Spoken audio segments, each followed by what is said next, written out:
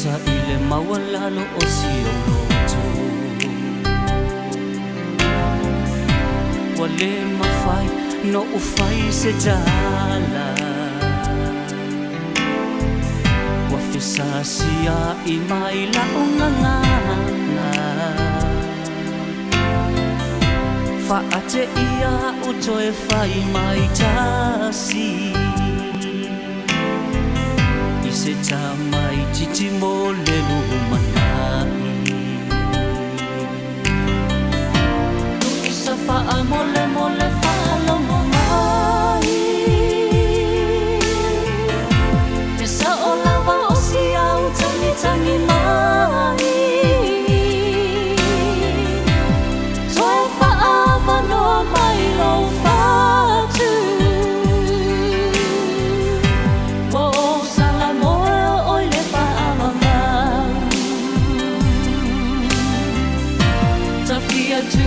tu se fumana lu isa se fa amanga maria Safia fo ia tu ilota inga pasiata tamata te fia tausia se a ea ole nei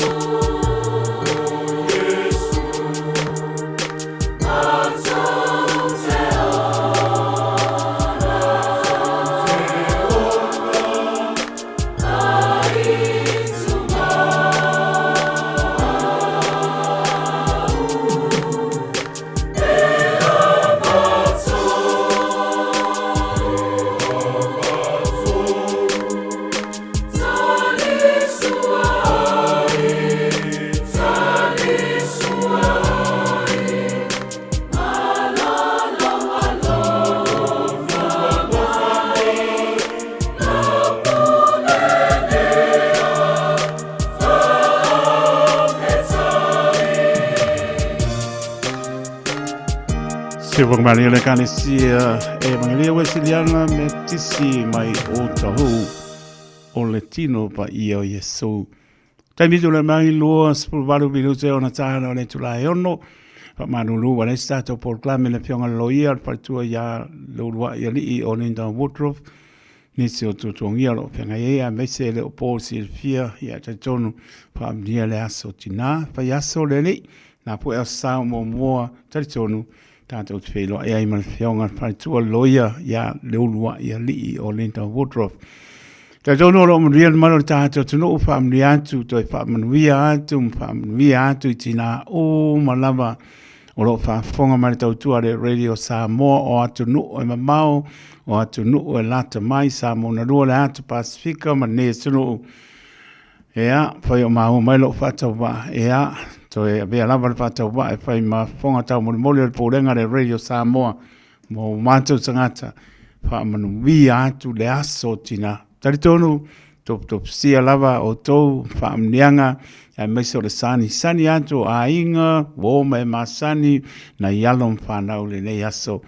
Ia mai alama sanga ruenga o apo se mafutanga ia maulunga ili inga o tātou tua tātou te whapo. Ia tō me sili pai o tō so i fōtina tō mārosi tino sili le nganga ia wale pae ma le auli tau tua ani mamanu le aturu tōno mauta malao e ka le sia ia le ngata leo whala tonga o tōno mano e au lamba le inga i lau o tina tō maua i pēra tau safia ia ma le whanongo ti ngā ta ia la lama o tō i mele le uma ina ia maua i pēra fia i te tōno o ainga ia maua tō mālosi tino sili nganga manuia tele le aso tina.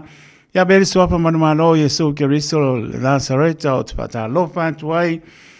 Ele maulunga o tātou tunu o mai lama i monga maulunga pa ia se o pito i titi tā lofa lama. Leo whinga venga te Sofia le tua. Ia malol pale pa tā lofa atu le nganga pa aloalo o lo tō. Pa nono manua wasa mo atai au. Ia pa mria le rei. Tō vine o ngā lue ai o whoropa patalo pātu. Patalo pa e tunu o malo le tunu o roa pena o na maputa mai. Whonga mau mai. Whoropa patalo pātu le tau tuare Radio Samoa. Le ngata rea pēr po iso sa mauta. Ngase mauta malawa. Patalo to lia malo le tunu. I ngase o le tino. Ia o whoropa patalo pātu tau tuare Radio Samoa. Mai se la tau. Tuli o lato fa salanga so ese ia lofa tene atu taritonu o lo tau langona lava tu musu o leli ma lofa atu mutu ava noa pea ia lofa tene atu i lato tuli fa salanga vawe mai se lau fie tato fie loa i leanga leo le tua ta lofa lava ia mai se ona ialom whanau ia a ngai atu poi ta pena atu moa onga le aso a tai au taritonu. Ia sawa pena atu maputa ina i o tau tina, tu a tina, o tau te isi teimi o tau whapia, o isi teimi o tau whaita tina. Ia, le panga mo le ustai, ia, o le ustai te maua whaamrianga mai tono lau whane, tama maratene, meisa o le mātatau i le atua. Ia, le amatanga leo mele umai atu o tau whanau. Ia, meisa po o mātua, a lofa te le atu mo tau tama maratene.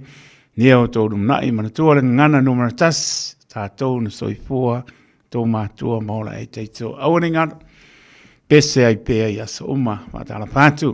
Luas pu whamiluti o ntāne o le tulai ono tāne ono tātou sauninga lotu. Taitai o sauninga sunga le whawhengainga ia pāiba. Ana lua ea malekane sia me tisi mai pāpukura pe atale tulai ono pātala pātu.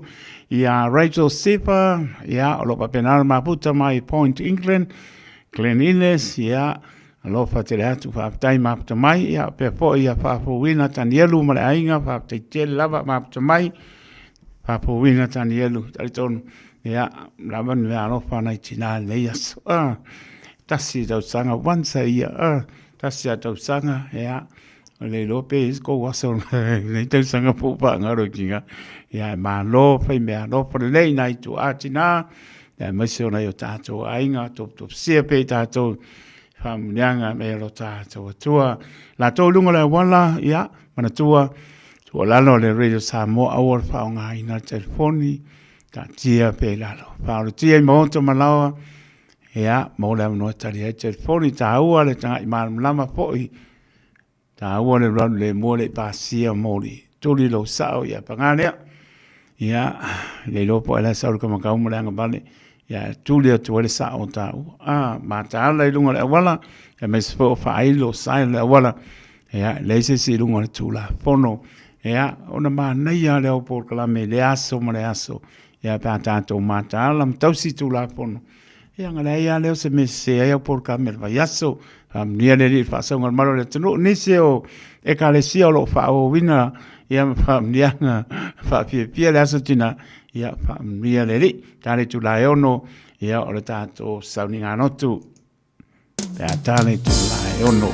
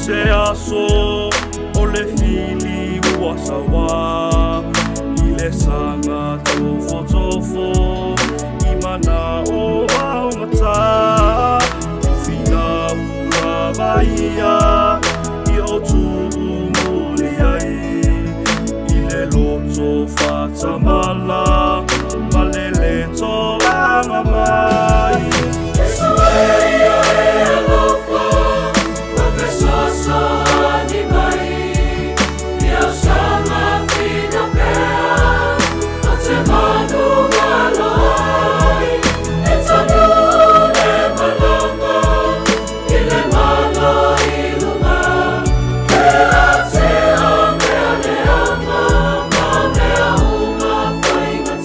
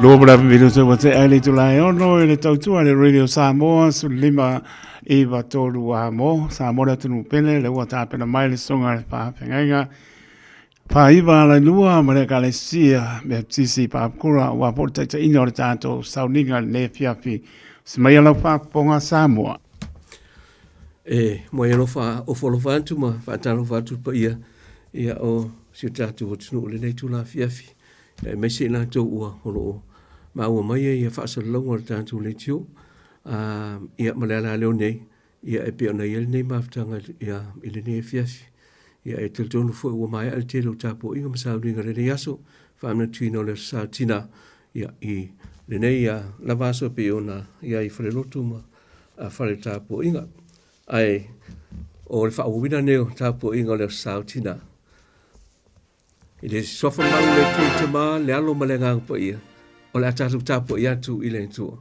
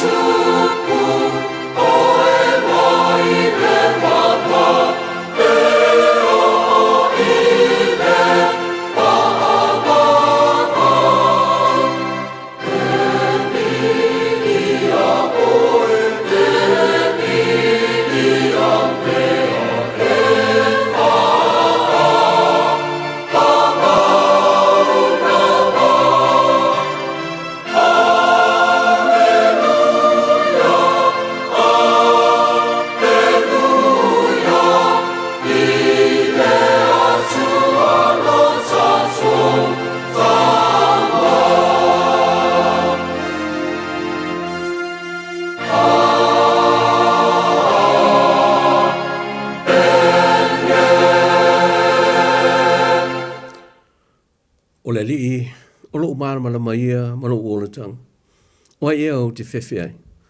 O le li o le malosi ia o lo uola. O te matau ea ia te ai. E tasi le mea ua o wole atuai i le li.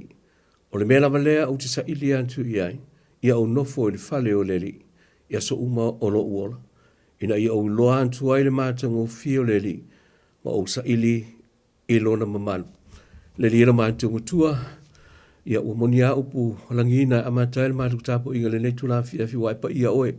Lo mātou tua so se aso mo so se taimi o ma o so se mea mātou te fua ma wha moi moi na mātou te mafutai ia le nei tu la fia o mātou wala au le nganga wha aloalo ia te oe ala lo nganga pa ia fio mai tātou tāpu ai whaatasi le nei tāpu inga ia na amata mai umea umalawa i le sewe inga ia wha apopo ina pia mo oe lo mātou tua nei māso umalawa i wha avau lava amene. Awal tātou tapo inga le pese o saunia, mo i tātou.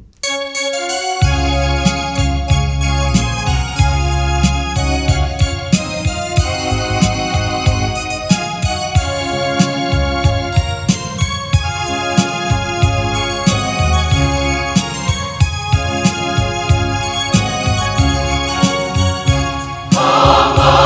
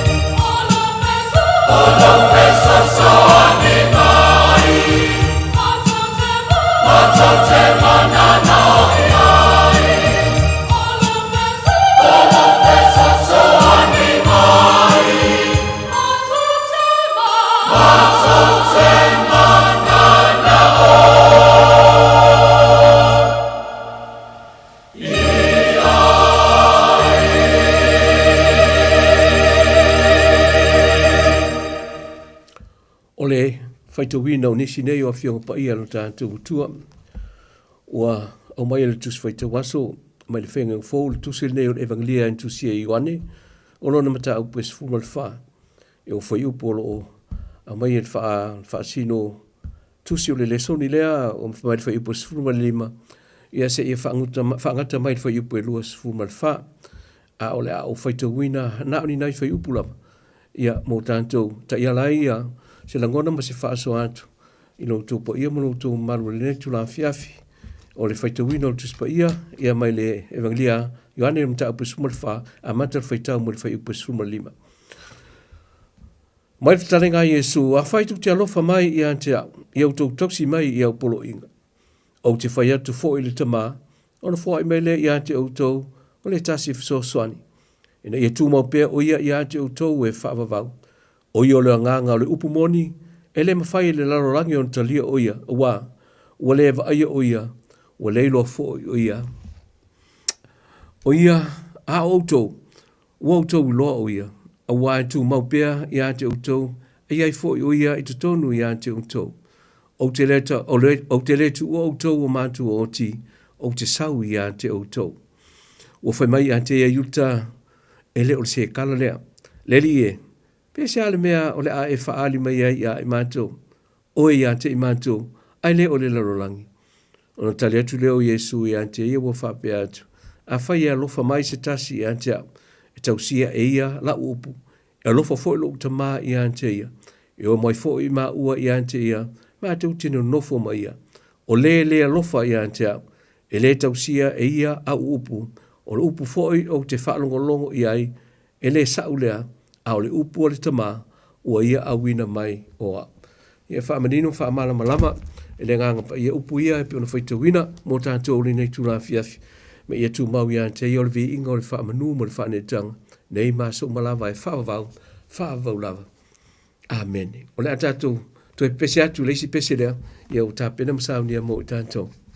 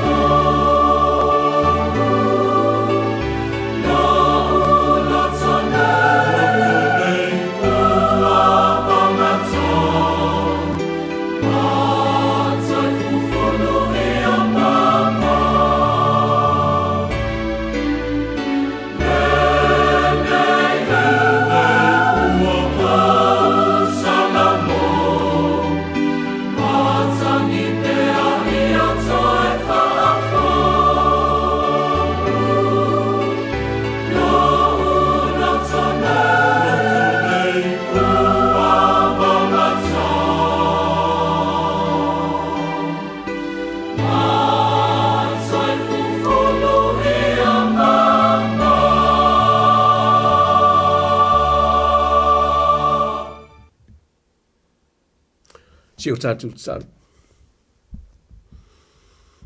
Le nganga pai ai.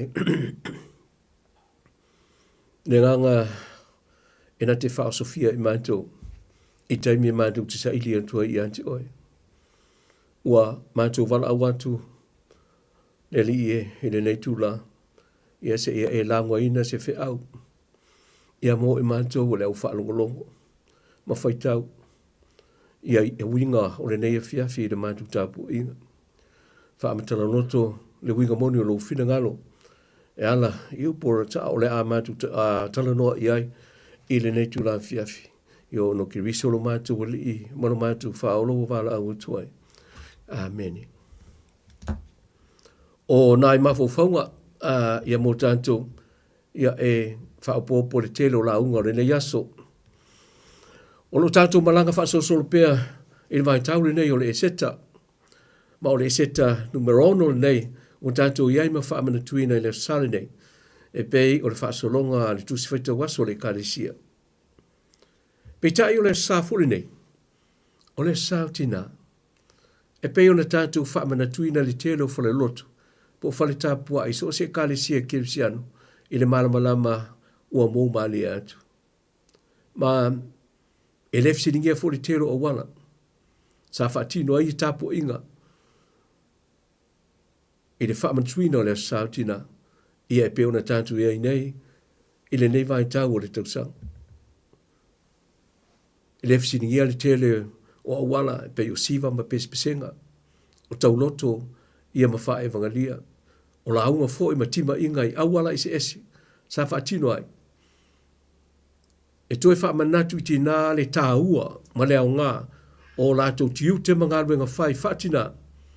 E le ngata i tutonu a inga ma le sosa iete e maise o ngā ruenga whai o le tala le lei. Au lotu ma i kānesia. I rea anga i atu i le lumana. Ai ua ta oto fo i la inu mā mea le tala e peo na whaitawina. O le tala inisi o toi temi o le mawhitanga Yesu malona au so. I lunga i le awhi au pito lunga. A o sa unoa Yesu mā pōpua i tiuti ma whaiva wha awa wina o le au so o le tala le lei. Petai o le tu o a mautinoa. E le i whaingo fie le wha alongo le au so. Upu ia o fitalai ngā Yesu. Ai mai se ina ua fetalai Yesu ma whape atu.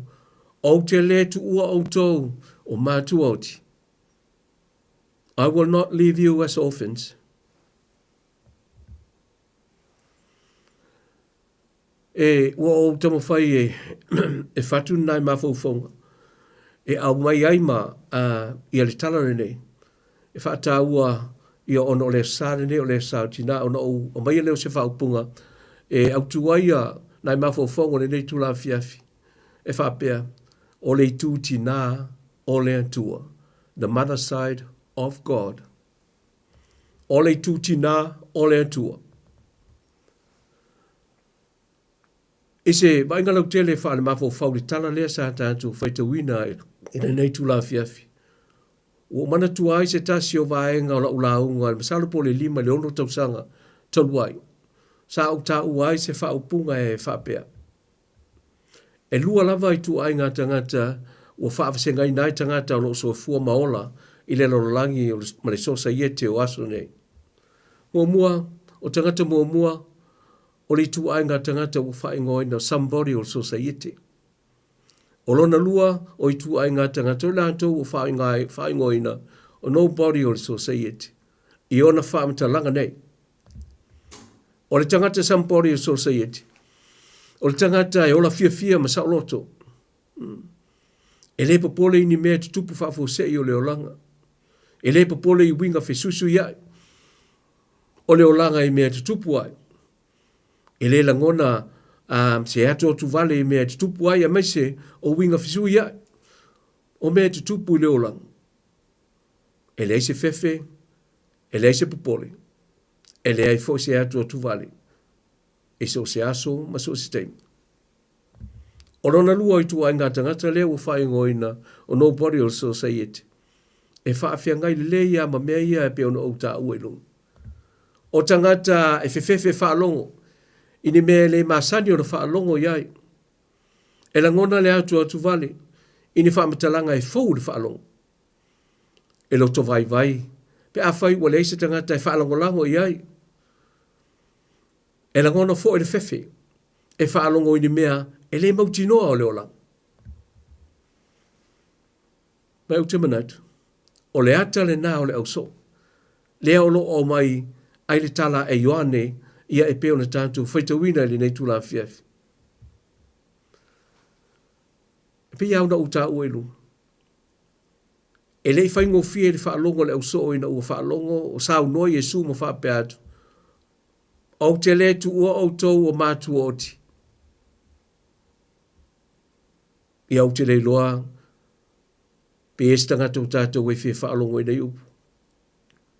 Ai mai soni mafta ngā vāwala lata ma le fiso tai, i le vāo mātua ma whanau, ma ainga. A wāo ni upu e le whaingo fia le whaalongo. E pei foi o na vaia le tele o mai tau, a yaso nei taimi tutupu ai. Mai se, o se tangata ua vesea mai maftanga whaale ainga. O le mawhai ono toi whaua wina, ona ua a sia ale malanga al maliu mo le oti. O le upu mātua oti. E leo se upu whaingo fio na ngana. Pe o le a lava le a wala ma le tonu e wha leo ai. Ai umane lava e le ai se e fia whaalongo i ai. O ni upu e sa waro na winga e le whaalongo i la ngona o le tangata e mai se pe a whai o ni fuafuanga mani moe mitinga wa uma o na fuafua ma whaatulanga ina. Ai o leo le a whafua se i na motu sia ma le ma whai o na toi whaatanu ina. Ma whaawa wina. Mai tātou te lei loa pe whape i fōlingo le au so o le taimi lea. Ina ua whaalongo o whetalai Jesu i upuia. E tātou te lei loa fōi pe o le a se tali atu o le au so. Ina ua whetalai Jesu i upuia. O mea ia e tātou te lei loa. Awa e le au taumaia i wha maunga le au tustala. Ai maise le evangelia Ioane. Peitai. O le tua mautinoa. E le whaingo fie le whaalongo ale au soo, upu ia, e le taimi na whaalongo ai o whetalai ai Jesu. E le tau mate fo, e te le mau whesiri le au soo, e le taimi lea, e peo le nei. O le a e, nei le mea o le a whai. O ai o le a whesiri ai. Ini mea tātou te mana nao i ai. O ai o le a whaatonu tunuina i tātou, e mea au na whai. Ai o le ase wa ai mai tangata i tātou. Tangata nei sa muli muli a Jesu. Pe a whai alu ai tuua i tātou. O nisi o whisiri e le tau mate ma le tele o nisi whisiri. I mawhau whangu o le au so. Ina ua whetala Jesu o le alu ai tuua i tātou. O whisiri umanei. E mawhai o na wha amatala i na aila ngona popole ma le ato tuvale. O le tangata o le aavea ma tangata ua mātua oti. Ona o le fefe, o le atu tu vale ma le mautinoa, o se mea e whai. A whai e tu la lata mai upu nei ma la ngona o aso nei. O te manatu o la ngona fo ia lo tala no sao i ai. Taimi, tala no sao ai ia i tātou, i taimi, e tātou te mawhati ai. E na ua tātou manatu ifo tātou o tangata, ua tu lafo ina. O le olanga ma le society. Tu la fo ina mai i le telo mafutanga e mafuta atu i ai. Ai le ngata fo i leo fuanga alu alu mamau. Ua fōlinga wo o mali taimi e muta ia mea umala. E iei vai tau o le olanga e au mai e fesu i inga ma mafutianga e tātou te manatu ifo tātou o tangata ua mātu oti. O tangata o tu la foina. Tu so o mai e male telo isi fisiri. Ona ua tātou whiwhewhele veo tātou. Ma tangata ua mātu oti. Ai pita. O le tūlanga tōnu alea o lo o tala noa mai ai Jesu. Ile le soni o le aso le rei. Ia e peo na tātou whaitawina. Ile nei a fiafi. Na vave au na suia la ngona o le auso. Ina ua wha au au talenga Jesu ma wha peat, o te alu, ai o te toi sau ia te o tō. O te aru, peitai, o te le tu ua o tō e mātua o ti, ai o te toi sau ia te o tō. O uputa iara o nei tu la fiafi e pe ona o tau ilunga. O le tu tina o le tua. O le tu tina o le tua inafo ia o le a wala tu ai se tala no atu ma si fa so atu. Ia i fe au tau mori mori o le nei aso, le aso o te ua o le aso sao tina. O te le tu ua o tau e matua o te alu, ai o te toi sau ia te o tau. O winga whatina o le tua, ia o le tua, lea o lo fetala ia Yesu. E jesi whaupunga o le alofa le ma vaile nā whatina o le tua, e sufi elo gona mawhitia o le tangata u mawhitia. I le o langa ma le soi fuagale nei. Ai maise o le tangata ua fefe ma uato o tubale, i mea te tupu ma fōlinga le mautinoa, o le o langa i mea te tupu ai. Tina o le tunu. O le hale winga o nei mea mo o tau le asasare nei o tau le nei tausang.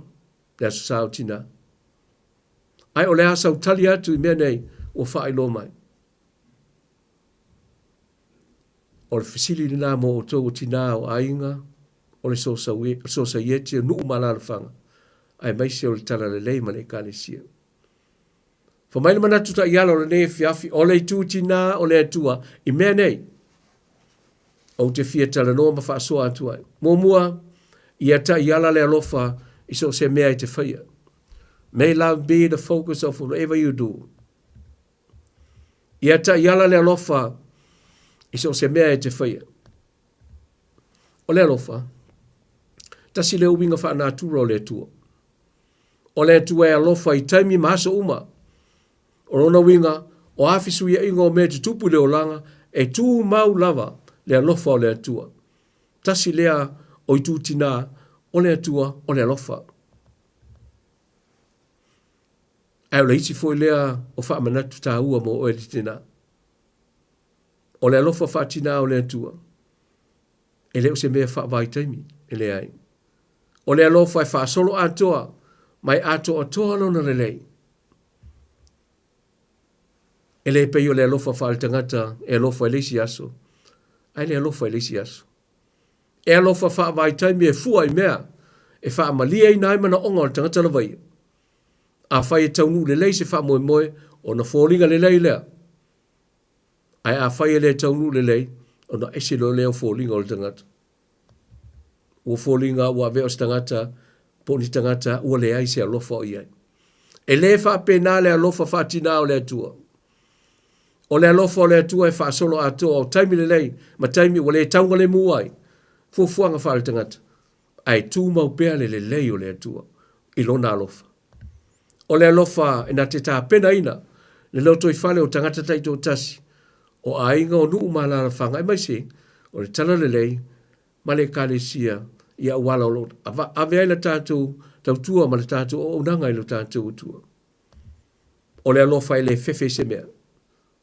E le pala ai fo i e whae loa ma whae tino.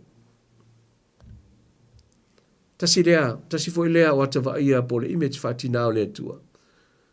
Lea e pe ona tā ua e Lukas fultolu whai upa tolu sufa o lea o lo sao noa Iesu ma wha pia mai. Pa ua wha fia ona o mana o e wha poto e lau whanau. E pei o le moa na ofu tai lana tolo ai. O ni upu o lo wha matala ai e Luka lea lofa wha tina o le tua. Ua wha ngalo ina e ona ia lava tangata. O ni upu foi o lo wha matala ai lea lofa wha tina o le tua i lana whanau. I so se aso mo so si taimi. Le alofa e le ai ni ona tua oi. E wha sa fua ma wha awa wina pea. E le ai se fua wha tatau ai wha awa wina pea. E le fua fo i se mea te whaia ma uwhaia. E le ai. O le alofa fua, o le alofa tū noa le nao le atua. E tū noa i so si taimi. Ma so se aso. O alava fo linga o le tangata. I le whawhianga iei ma le atua. E le ma whai. O na avesea. Le alofa na nao le tuale ai, tala noa i ele apostolo Paulo, le mai Paulo, o alava mea whaingata leo langa ma mea tinga, e o ai malanga malimu le oti, e o mai, Le ai se mea e nati mawhai ona ave sea. Le alofa o le atua. Ia te oe maa o matatu umala. O le alofa le whaapuina le ngana peritani o masani o le unconditional love. O le alofa le aini o le pātua oi. Le alofa le se fefe. E na te whaatupuina le wha moe moe o alo ma whanau. I taimi ma winga ma ale o leolanga. E a fi ai i lantou. O le winga le na o le tu ai ngā alofa le na. O le alofa whaatina o lo whaamatala i nai le alofa o le atua. E pui pui ai ma whaatupuina mea le lei. I alo ma whanau tutupua i tutonu a inga o nuu. O le sosa iete e maise ai. O le tala le lei. Ia male ka le sia. Lua. Ia ta iala le file mu. Iso se mea tau te whaia. May peace be the focus of whatever you do. Tasi lea o timai. O tima inga mo o tau tina. O nai o tātou ainga. Ia ta iala le file mu. Iso se mea e tau te whaia. O le file mu. O se tasi le uinga whanātura o le atua. O le file mu foi. O se tasi o vaianga tā ua o le whātua tua. Tasi leo forfolanga Yesu lo na so i toi taimi o la lātou maftanga lea na whetala ia Yesu o te aru. Ai tu inatu ia te o tau le file mu. E le o le file mu e maua e le larolangi e le ai. Le ai. O le file mu o le larolangi. E sa ili le tula fono. E sa ili le pule. E sa ili le pawa mal malosi whawhita vita. E sa ili le tele o mea. Ai o le file mu o te vatu ia te auto. O vaenga whai ui o le saunanga Yesu. O le file mu e na te whatupu ina. Le whiaru whaninga le vano no whai o le istangata ma le istangata. Relationship building. O le file mu te whatupu ina mea le lei. Ma fausi ai mea le lei. Le vano no whai o tangata. O le istangata ma le istangata. O le isi malo ma le isi malo. O lanu mangangana. O le kalesia. O le file mu moni le na wha. Tua o le tua. Whatina o le tua leo lo fetala ia Yesu. O le file mu na te wha tupuina le leinga. Ma le nofo whaalfani le vautangata. O malo nu ma la whanga maisi o le tala le lei. Ma le kalesia. Aisia. Ale e pe ona ta ue lunga Yesu. Le e pe ona o tala no atu ai. O le file mu se tasi vaenga ta ua. O le whaatua tua, o le tangata whaatua tua. O lona winga se si wha upunga. O le whaatua tua e au noa ma le file mu. E leo se whakua kua la le merena.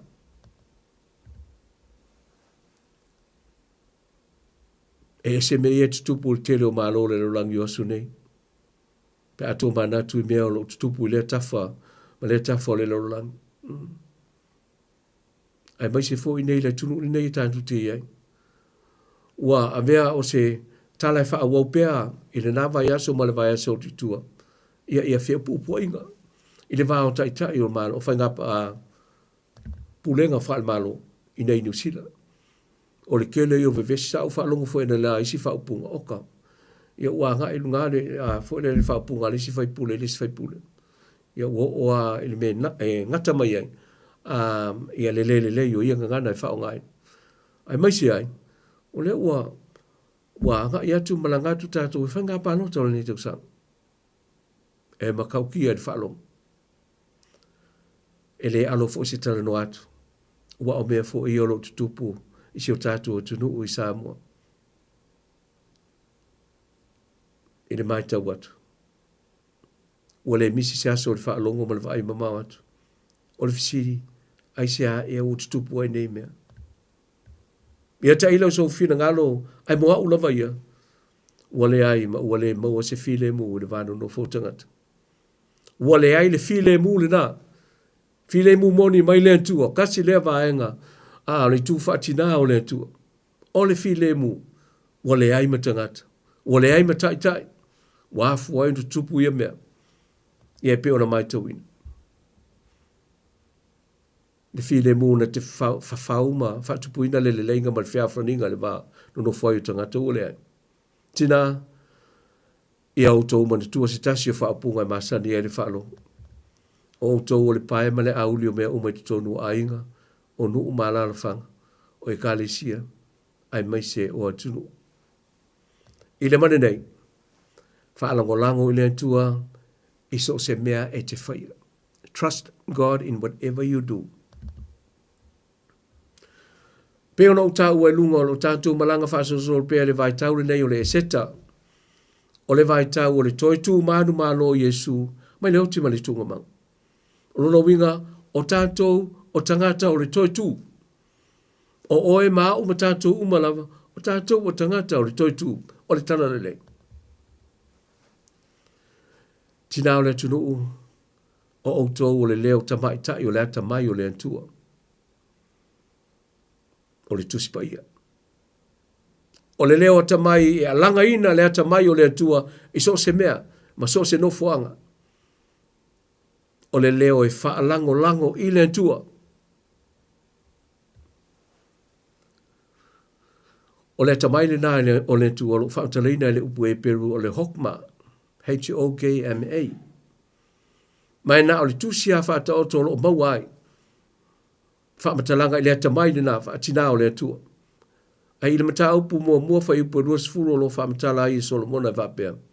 O le leo le ata mai e alanga i malae ma whai te toa o ai. Ia i lantou e loto i le a mio whaingo fie. O le a le a mio whaingo fie le tala noa i ele porto i le vaengane. O le a mio le lei. A mio le lei. A mio le anga. A mio e le mana o mia le a mio na te whaatupuina fe vesia inga le vau tangata. Leo lo fetale koe whaafonga. O le leo le ata mai a langa i malai, ma whai te toa o ai, ia i lantou, e loto i le a mio whaingo fie. Ia po a mio ngā lele lei. Leo le poto. Ia te o tau le leo le nā. O le leo ata mai le nā o le atua, o lo ia te o tau. E peo na whaamatala ina le tuspa ia. O le leo le ata mai te tonu o lo te whale o ainga.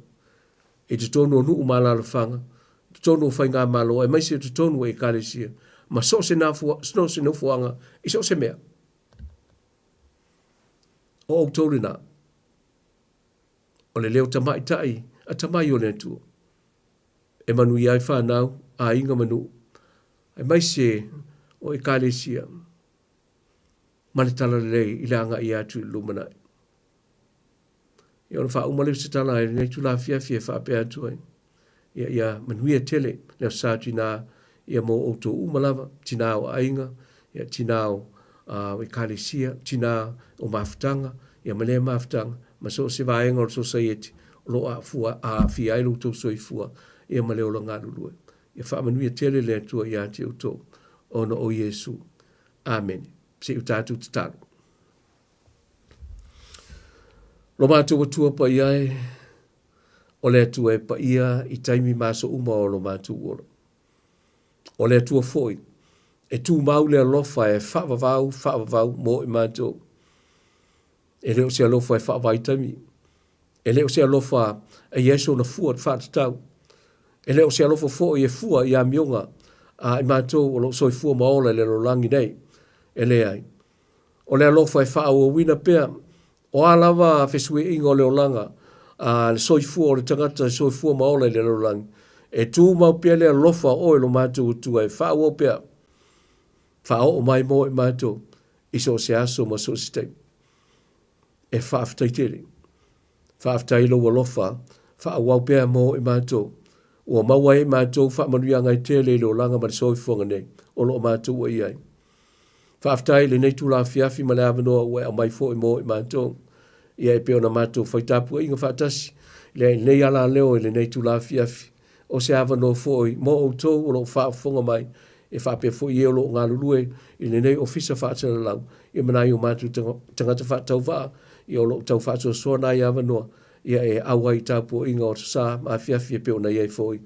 Ia le nei e fiafi. Ia e whaaftai tele. Whaaftai le ntua e lo walofa ua. Malo manuia, lo wala fo i wha maoni mo i mātou, ia i so se aso mo so se taimi pe au na tā ua i lunga.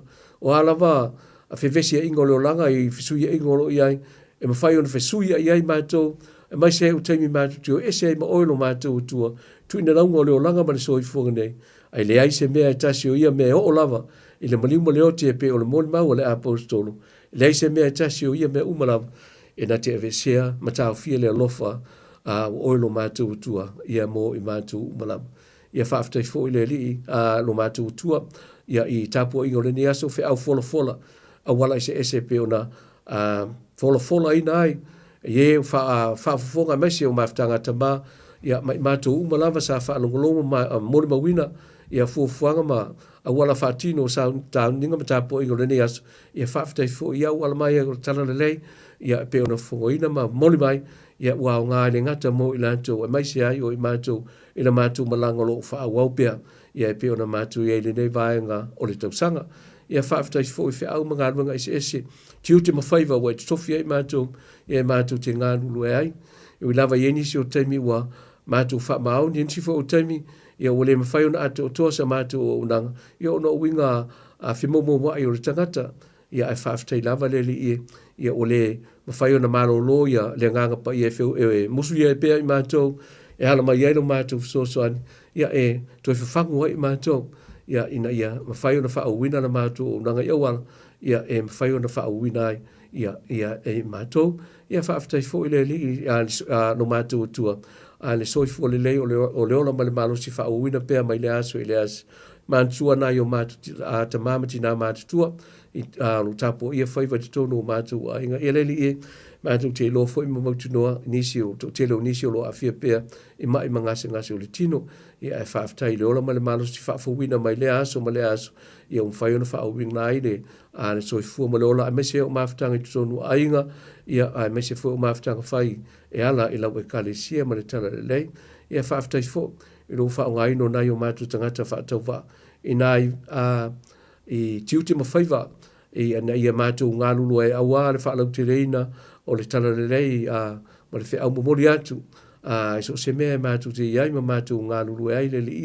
ia ua vea lava o mātou leo e whai mawhonga oilo mātou utua ia e momori atua i whaau o le tala le rei i so se tasi ia o lo manao mia a maise ai i lātou o lo whea ngai ma mawhtianga o whaina tāo leo langa lui tauina ai le soifua ma le ola i le nei vai tāo o le tausanga ia whaaftai fo i lau tusipa ia le li ia e ui aina whainga tau na mātou malama e whaita wina pea ia mai le whaalangolango mo whaamoe moe atu i ati oe e ala i lo manganga pa ia e mātou te mawai le whasoani na ia whaamitaloloto ia i mātou ia lau te leina fo i le loa o le mafaufau ina ia mwhaio na mātou la ngaina lo lava finangalo iwana le atu toa ai vea pea i mātou ma ave au o lo finangalo e ale le tala le ia e peona e wala winai mātou i le tu ma le tu o le rolangi ia whaaftai fo i le li ia umolo ngā lulue whale whaasala lau i peona ia lau o ona nei a taito mai se fo nisi ia o lo ngā lulue i le nei ofisa whaasala lau ia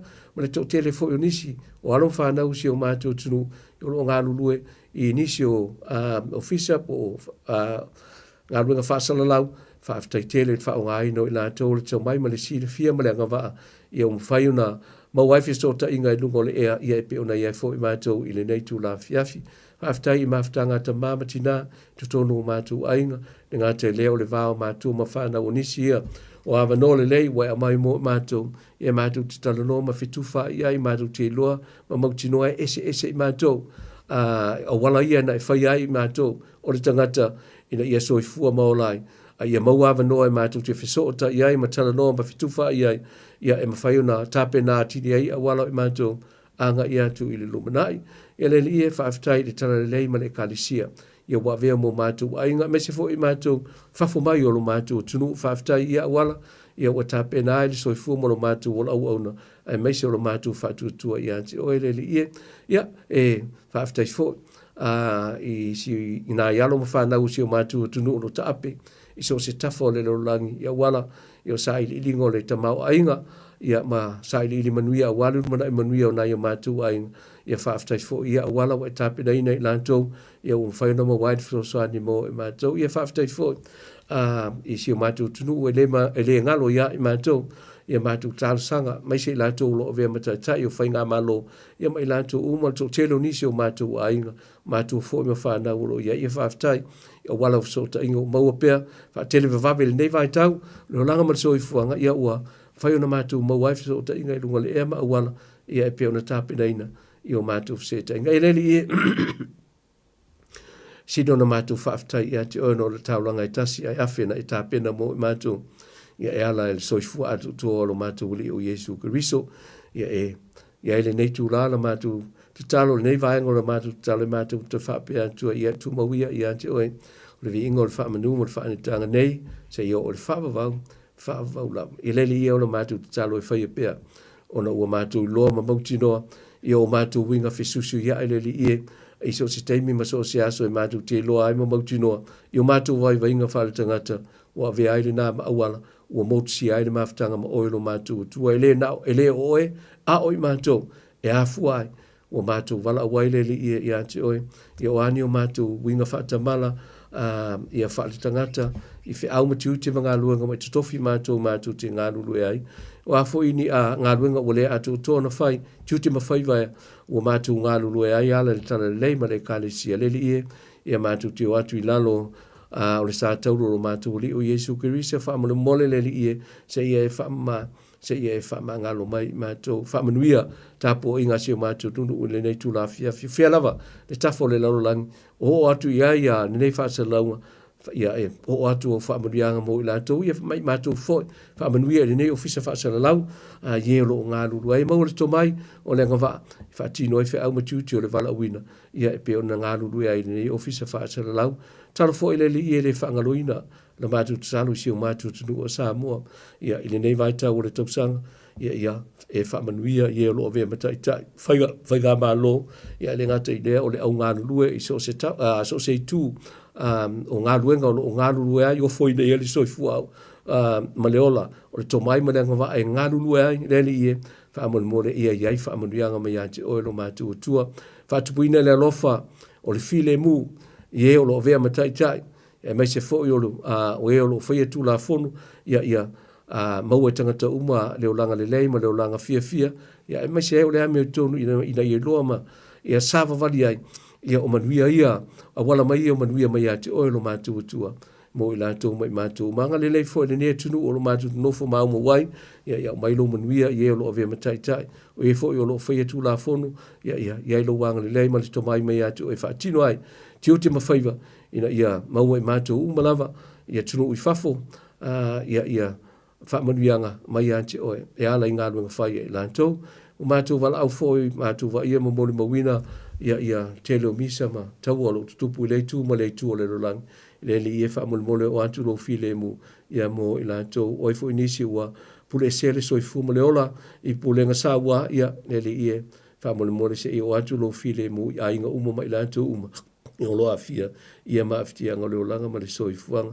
Whaamanuia, ali i matamai tai fo mai o mo lava o ngā lulu e tutono no fuanga o suri whainga, ia ngā lulu e ma le whaamaoni, le li ia i tiuti ma whaiva o e tofi, ia ngā lulu e maua le poto ma le ngā ma le tumai, ia whaatino ai la tu tuite, ina ia maua i la to le nganga o le whaamaoni ma le alofa, moni mai ate oe, ia e pia o na wala uina e ngā lulu e ai, talo fo i mo e o ma lava o suri whaiatu, o e o lo o afia i mai ngasi o le tino mai si foi na i o mātou tua leli e ia o mai alau whaamala o longa e ala i tiute ma whaiva o li i matamai tai fo mai e mai si foi o vai la au ma tonga fitinga o whaonga aina a vea ia le nā ma awala mai whaamala o longa ma mai anti o lo mātou tua e mapu i eiti ngā ma maftianga lo whenga ia a vese ai mai o le tino ia pio na afia ai la tau ia o la mātou talo leli e Ina atu ia alo mawhanau si o mātou tunu o ta ape i tafo le larolang i mafuanga i se ese ia iau whamanuianga mo i lātou o la mātou talo le tula fiafi ia lele ie ia anga lele mai mo i mātou o lotu mai kāle si o lo mātou ngā lulue ai mo oi lo mātou utua ia maua i mātou le ngā ngā le ngā lulue whaatasi ma le whetufai ia fai ona whaamanino mo i mātou le winga o lo mātou wala wina, mai se fo o lo winga o le tala lei, ia mo i mātou, ia pe ona mātou ngā luru ai, o lo mātou te taro lea o upu pe ona mātou fituwha iai, mai au a fionga pa ia le li ia, i whaamatala loto i whina ngalo mo mālu tō loto taitu tas, ia tau ave aina mātou whai ngā malanga i ni aso a mata, ia o le nei foi a masina o le tausang, ia male vai aso, ia mai si o anga i antu i nisi o vaenga, tūtu tonu o le o masina o le nei tausanga, i la mātou whai ngā malanga o la mātou talo lea le li ia, tu ni atu i o luma, ia wala mai elu file mu ma fa on mianga mo mātou, o la mātou wha mo le mole se ia e talia mai wha afunga ina mai, i o le swafo ki riso o la mātou li i mo la mātou wha ola, i o mātou wala au mata tālo atuai. Amen. O le wha iu tātou tāpo inga le pese o saunia ia mo tātou.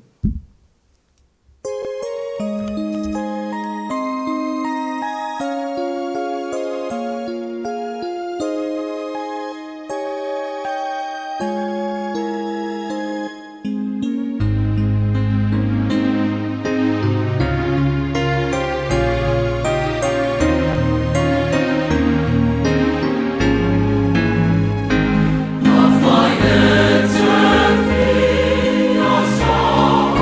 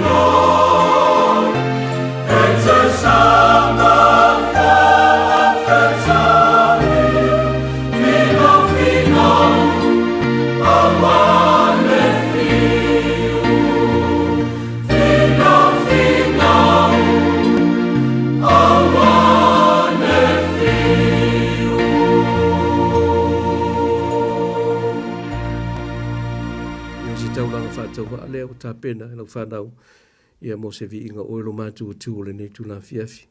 Ua mātu wala au a whailawa o ia isenga ngana o wha o ngaina ma le tāla whia ngai lau wha funga mai. Ia o si tūfu e maseanga o le tāla whia ngai lau sila mai. Ia ono vai inga lava wha al tangata ai wha lango ia te oilo mātu o tū e ato tuai. So si tiuti ma so se whaio. E mātu te ngālulu e ipe fo na ieli nei tūna fiafi. O mai au wha manuianga e le ofisa nei mai mātu umalawa le nei tūna fiafi. Ai o tu mau i mātu runga al manuia, o le file mu, le loftu no, o le tu tasta malenganga pa ia, nei me se i o lava e le whaavavau lava. Amen.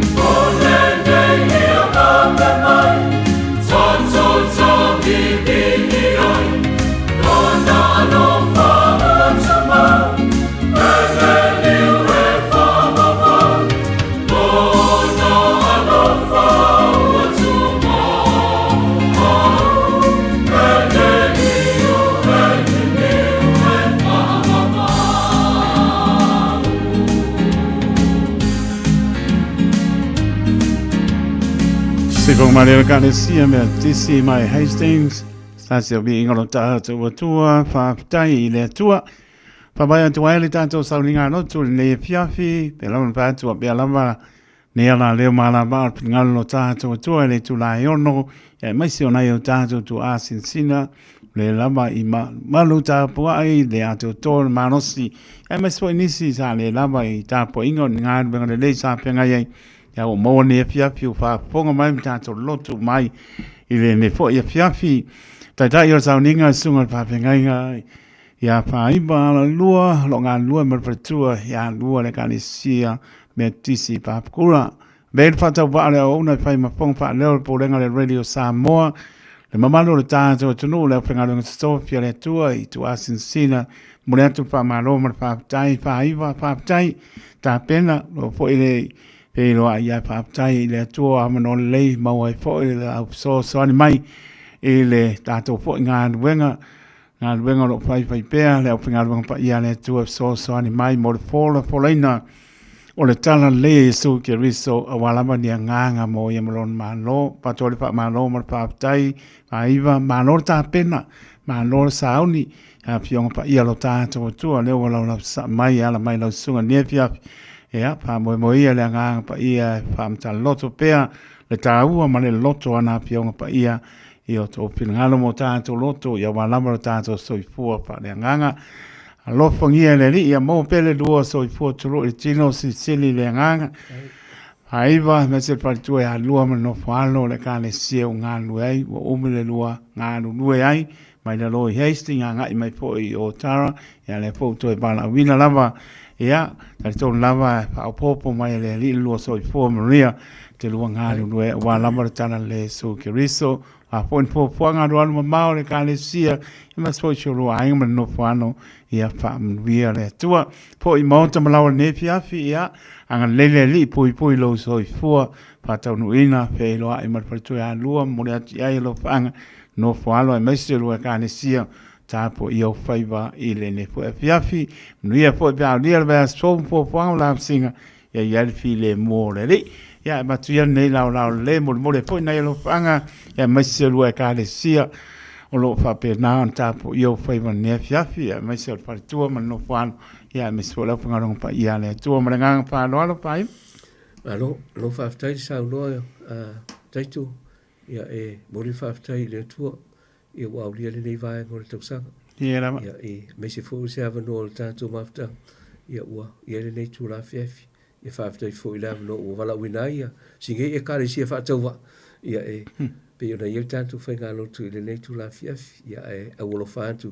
O hai lava o lo si o tātou tunu o lo mau mai a nei whaasara launga a whai au ngā le lei. A whai fo e lea unga ia ka aki angi o au kafa.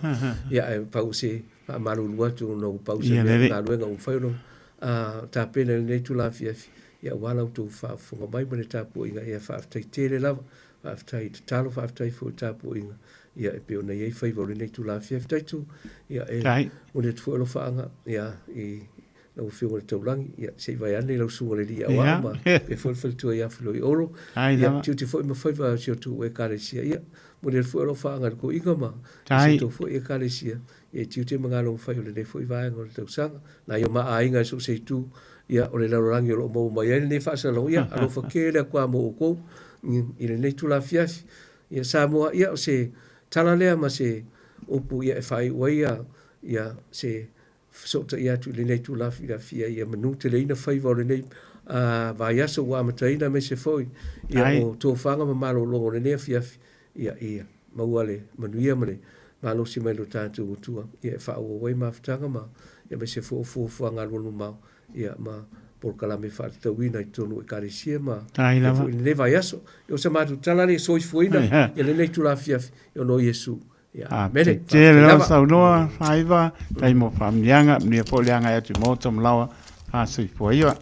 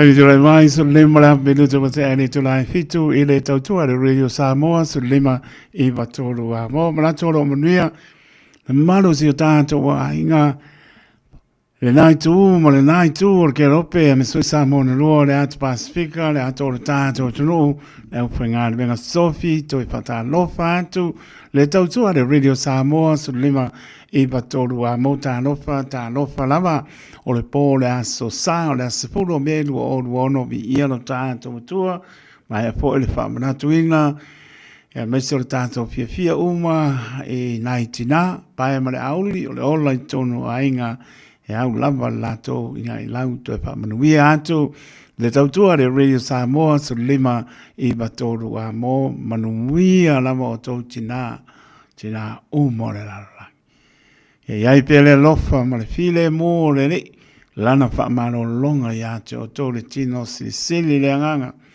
Wātu u te mwhai o wāna a waile li i tō te ngāru rua i maoto malawa, ka le sia fia, no o mafio anga, ngā te leo na mahalo la tō wau iai ngā ruenga, wha soa mana wala awale li i tō fia i tātou. Ia manu wia tele, pōre tō wase i maia, tāra po leo tātou leina, Pamnia yo aso fia o nai tina. Whatara watu ya saini tu la epa manola wa maputa mai peni ya mina al whaio ya mara inga lo maputa mai sini a sania paputai peni ya mina al whaio mara inga manola wa ya te tonu ele me alofa tina sa pena sau au ina papowinga tani elo mai o tara pa pena po ya Rachel Sipa ya leo pepe pilioane ma le partu ya salmasina Manuia le haso tina. Sua whamanu māloro tātou li e so keriso. Ia ngāanga whāroalo mālofa atu. I ngā tō whātou tori e ngāse o le tino. I so se mōta ngāse i mōto malawa. Alofa te le atu. Haungangi atu mala au i le li. O lo whātua tua e te mālo loai. Si le fia e le li i mea o malama. O lava o lo whātua tua. Pia lava tā ili i ai.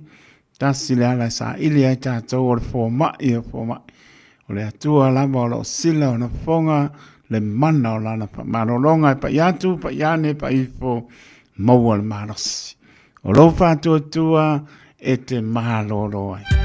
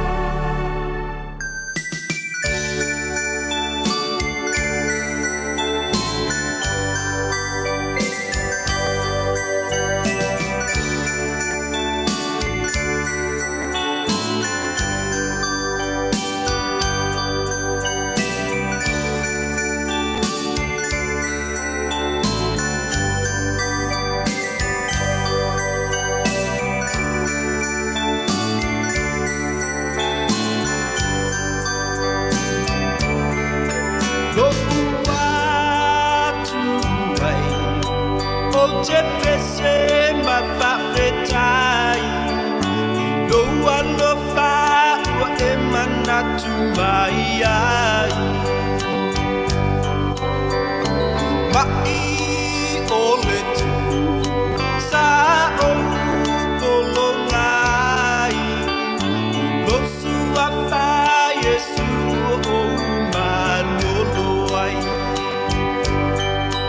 lo atu ai o te pese ma whawhetai no alofa ua e manatu mai ai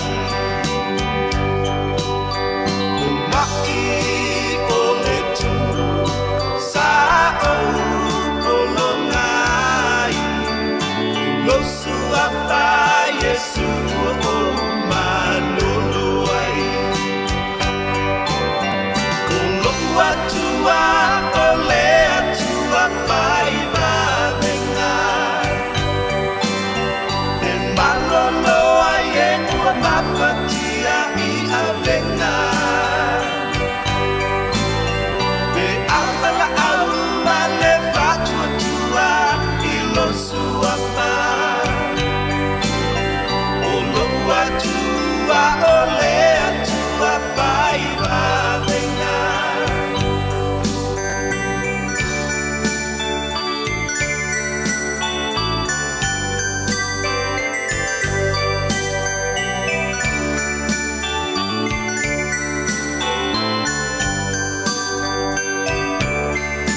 Mea uma e whaingata I manatu o le tangata I whaingofi e pe a whatua tua I losu a wha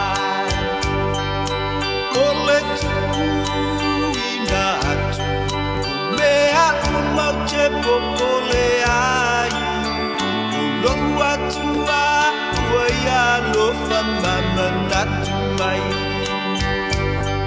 O mea uma e whaingata I manatu o le tangata I whaingofi e pe a whatua tua I losu a wha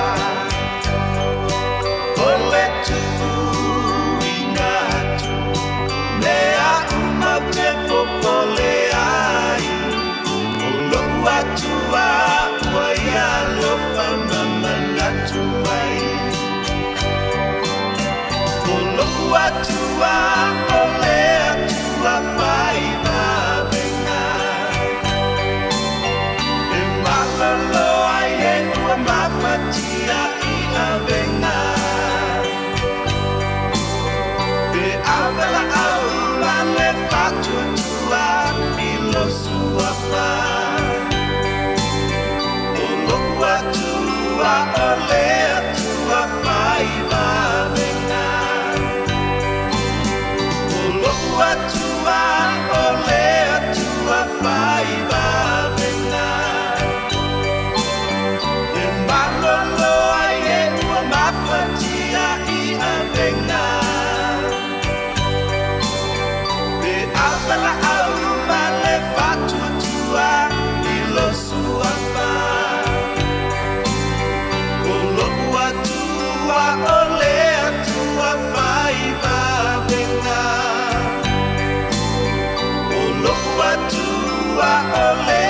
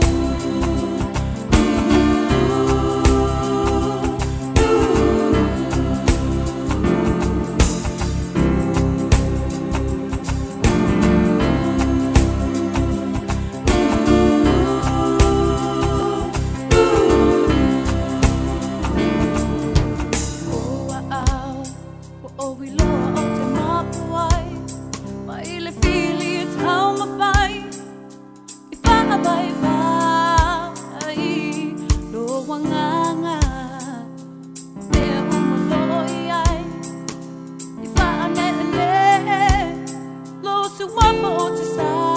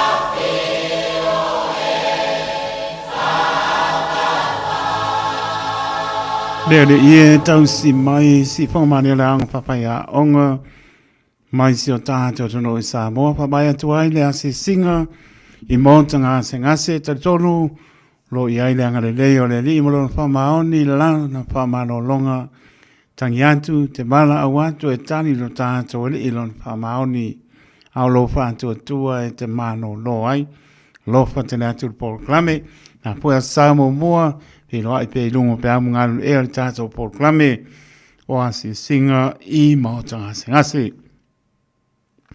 Taini tulai mai lua su whami no te ona tālo le tulai manu tāle manu toi whaolola leo lua i alofa tāne tulai iwa manu manu leo pomoni tāne tulai sfulu tau longo longo atu tau nunga po leo stau tua tau tonu lo mnuian manu tātou no la sao tina nau talatu tātou laina pe inisi o whaponga mai dunga upenga te whailangi dunga le YouTube channel i oe mara au mai whamnia le aso tina ea nai minute toe le tahina le valo le tātou poroklame toe whaolaola le urua i alofa ea paipo e ini aso i fua mōre av noa tolu pitpitu tasi lima i vatore no mera paipo ni whaasau dunga le apia po linga whaaptai peni a mina al whaio whaaptau nai munu mai o tau sini a sānia pia po ia poa tau pusi ma le ainga whaaptai tele lama i la tolo ma puta mai pia i lunga le apia po linga nau talatu tātou leina whaaptai i oe Happy Mother's Day, saini to le epa, ma no lava whaaptai mapta mai,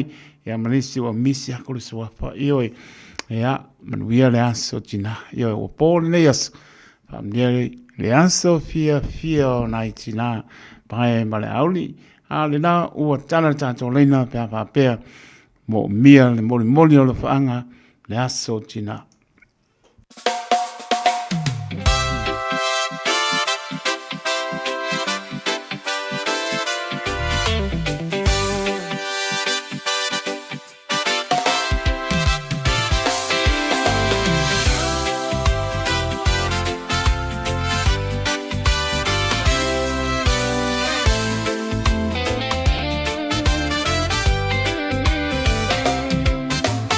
Asusu le va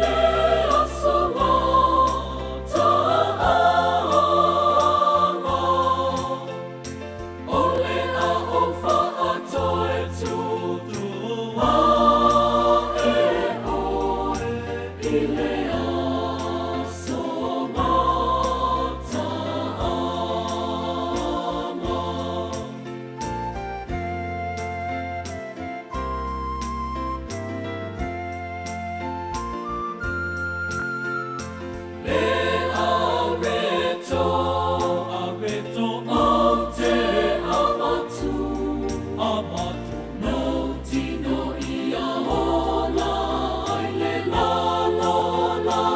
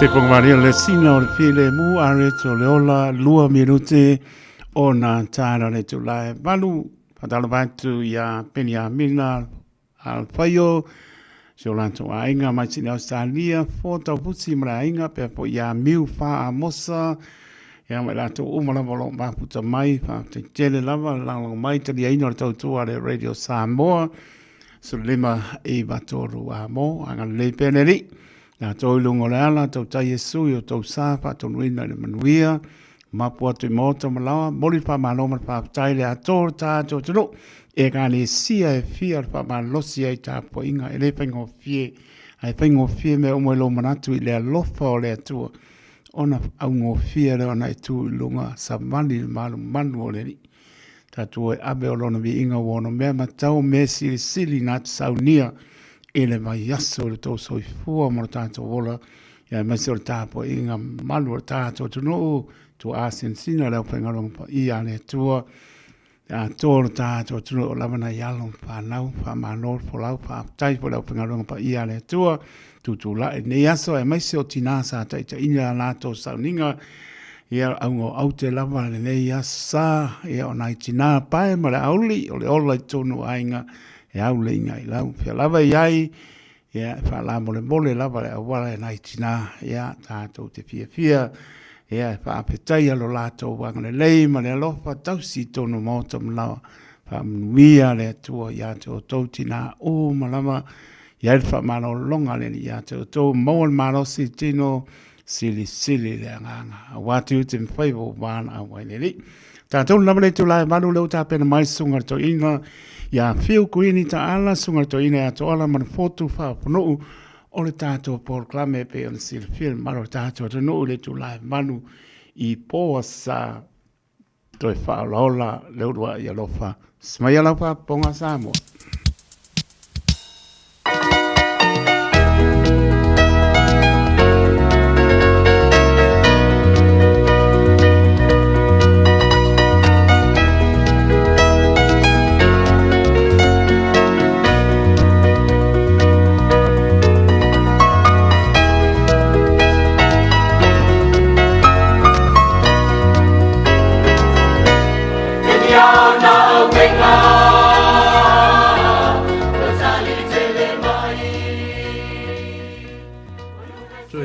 Watu Samoa i lau whaafonga masani.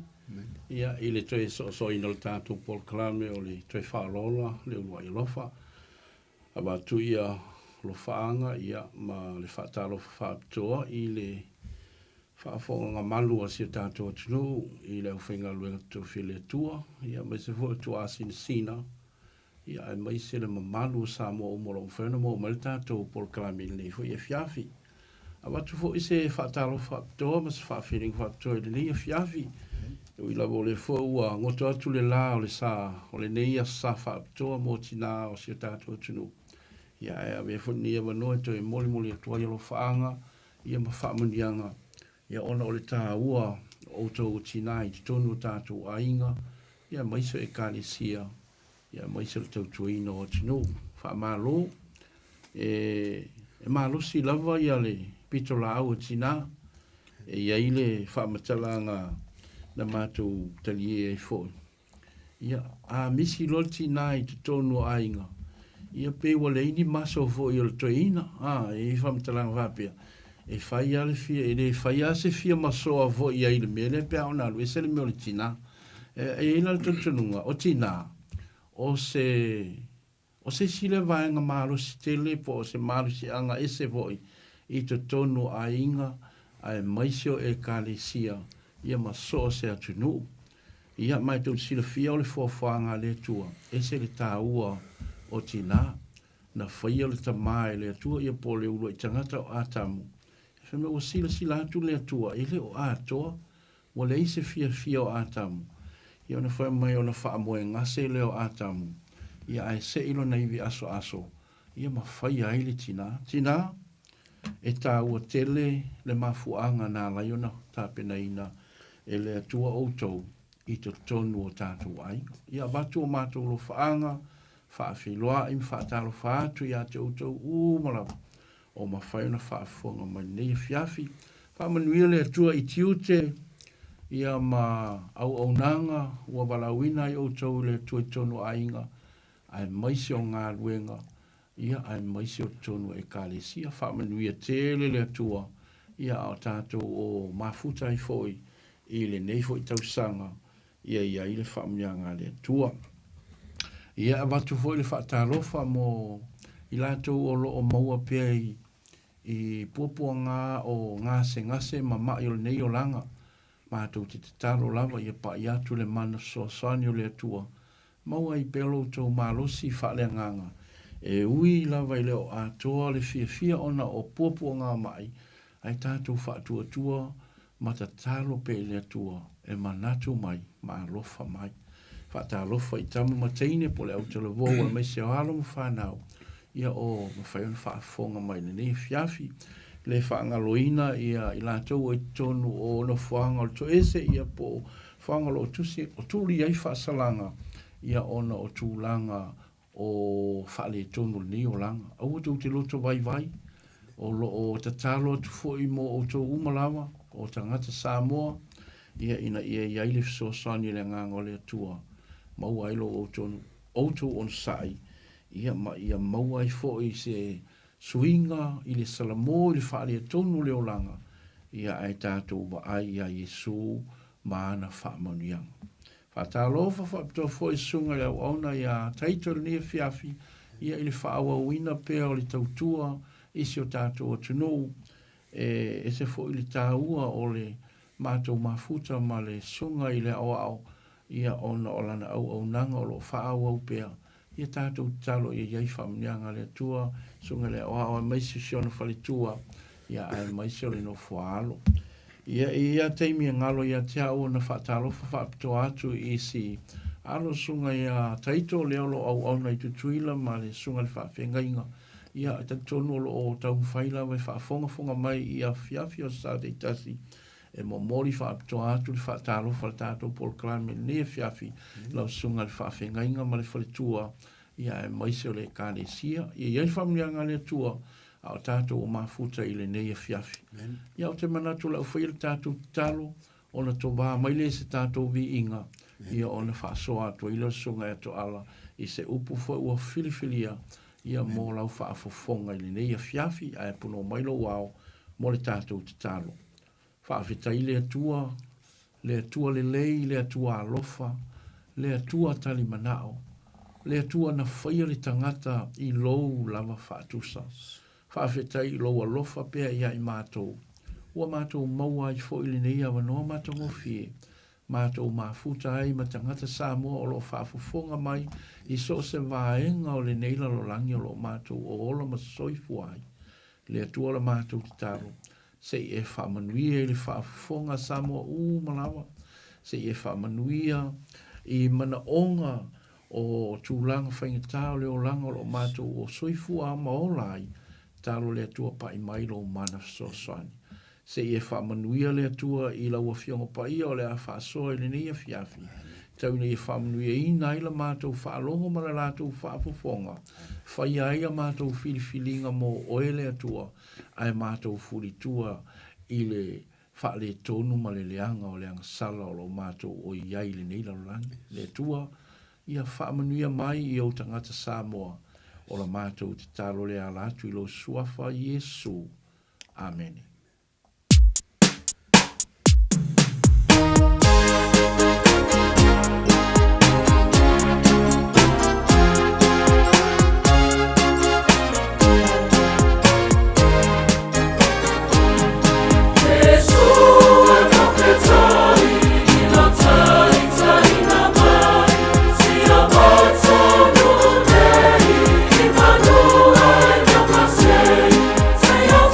Jesus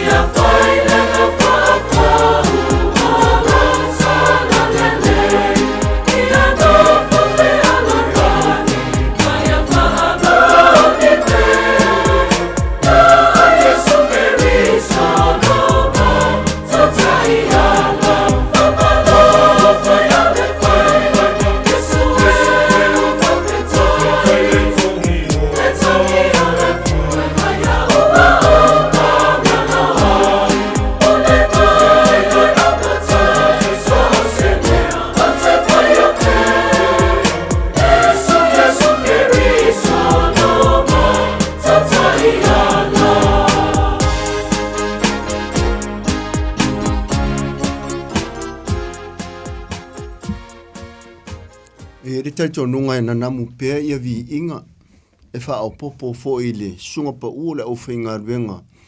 Ia i le malama o mou atu o sau ninga wha pitoa.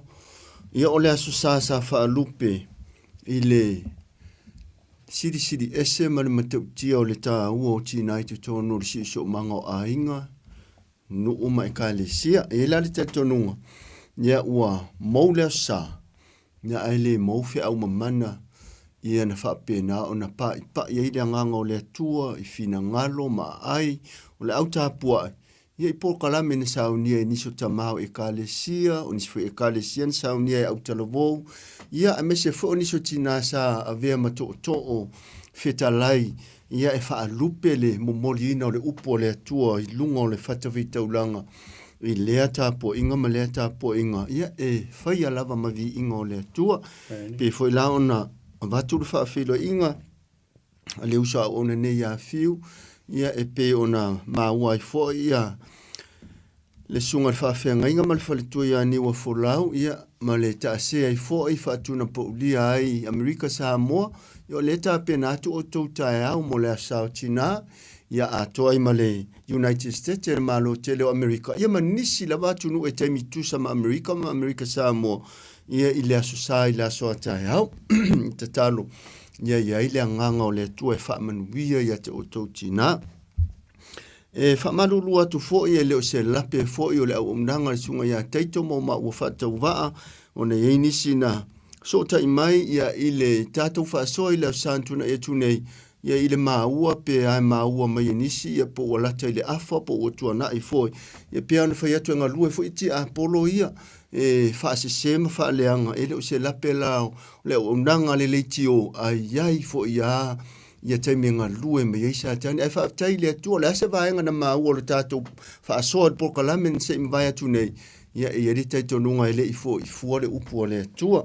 Nei fo i la fiafi o lau te talo mai Samoa, ilo mātou whaatau vaa man matua taulangi o lo tiutia nei tu la fiafi, sunga ia taito taloto, a mase folo sa o nei malo whaatau vaa, ia o upua maasaine le atunu, ia a si i se whaiva ai tau lia le manuia, ai alo whaiva fo i se whaangatama i tūlanga whaalitino. E me se whaangatama whaaleanganga le mātou te iai, e alau na manuia o no le tāpua inga. Ia whamanuia le atua Samoa i lau whaafonga mana e le toe ngau tā fu se langona o le lava o atu whaafeiloa inga a le uso nei, ia me se lava o le ne weekend whaapitoa mō nai tina.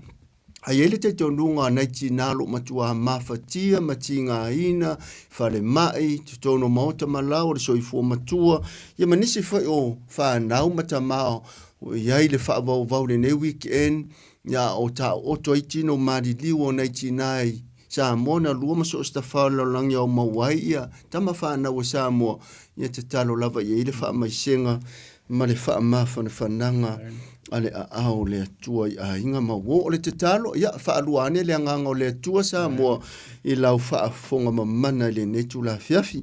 O le ale mamao sa mao ese mai le fe au lava o le whaatau ina o tina, a o ani nei nota fo la o mai le anganga o le atua e whaonga ina ilo ma o whaatau wa e sanga wha o popo pei e le meni i ila e pe ona sa unoma ma lele ila uwhai ngā ruenga, ia mamori mawina fo i tina ilo lato aso sa o mawai whaapitoa mo i lato e mese foi o sa uninga o sa pati ia tunu ese o le lalo langi. E luana i tusi whaitau pupu ulava o le ama whaonga ina ia mai le whianga inga tuai ma le whianga inga fou ia e whaata mai fo i le tā ua lava o tina i le whuanga mamana le atua. O le a whaitau ina la e lo usa una nei ia fiu le kenese o lona mata upu e lua, ia o lona whai upu sifuru ma le ono, ia ona toe sifi lo le whaitau le whai upu e lua ta se whangata mai le lua suma le wha.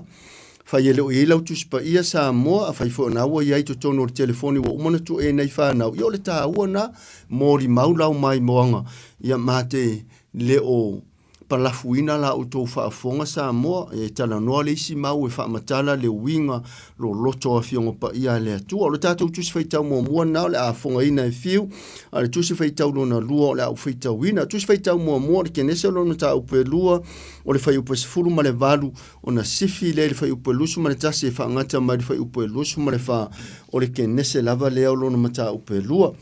Ia amaea ia ona so lea ma le tusi whaitau lona lua ma le whenga inga fōu, ia o te whaitau ina, ia le luka lona ma tā upu mua, ia o lona whai upu e lusu whale ono e whaangata mai le whai upu e tolu sifuru ma le tasi. Ia o awhionga pa ia le atua usi lau whaafonga Samoa i le whaitau ina o awhionga whaawina le atua. Whai upu suma le valu ua whetalai mai fo i le li i le atua, e le lei ina to atasi o le tangata, o te whaia sona whesoa soani e te tau mai ia. O pe luasu maltasi, ua whaamoe ngā se ina o ata moe leli i le tua, i le ua moe lava.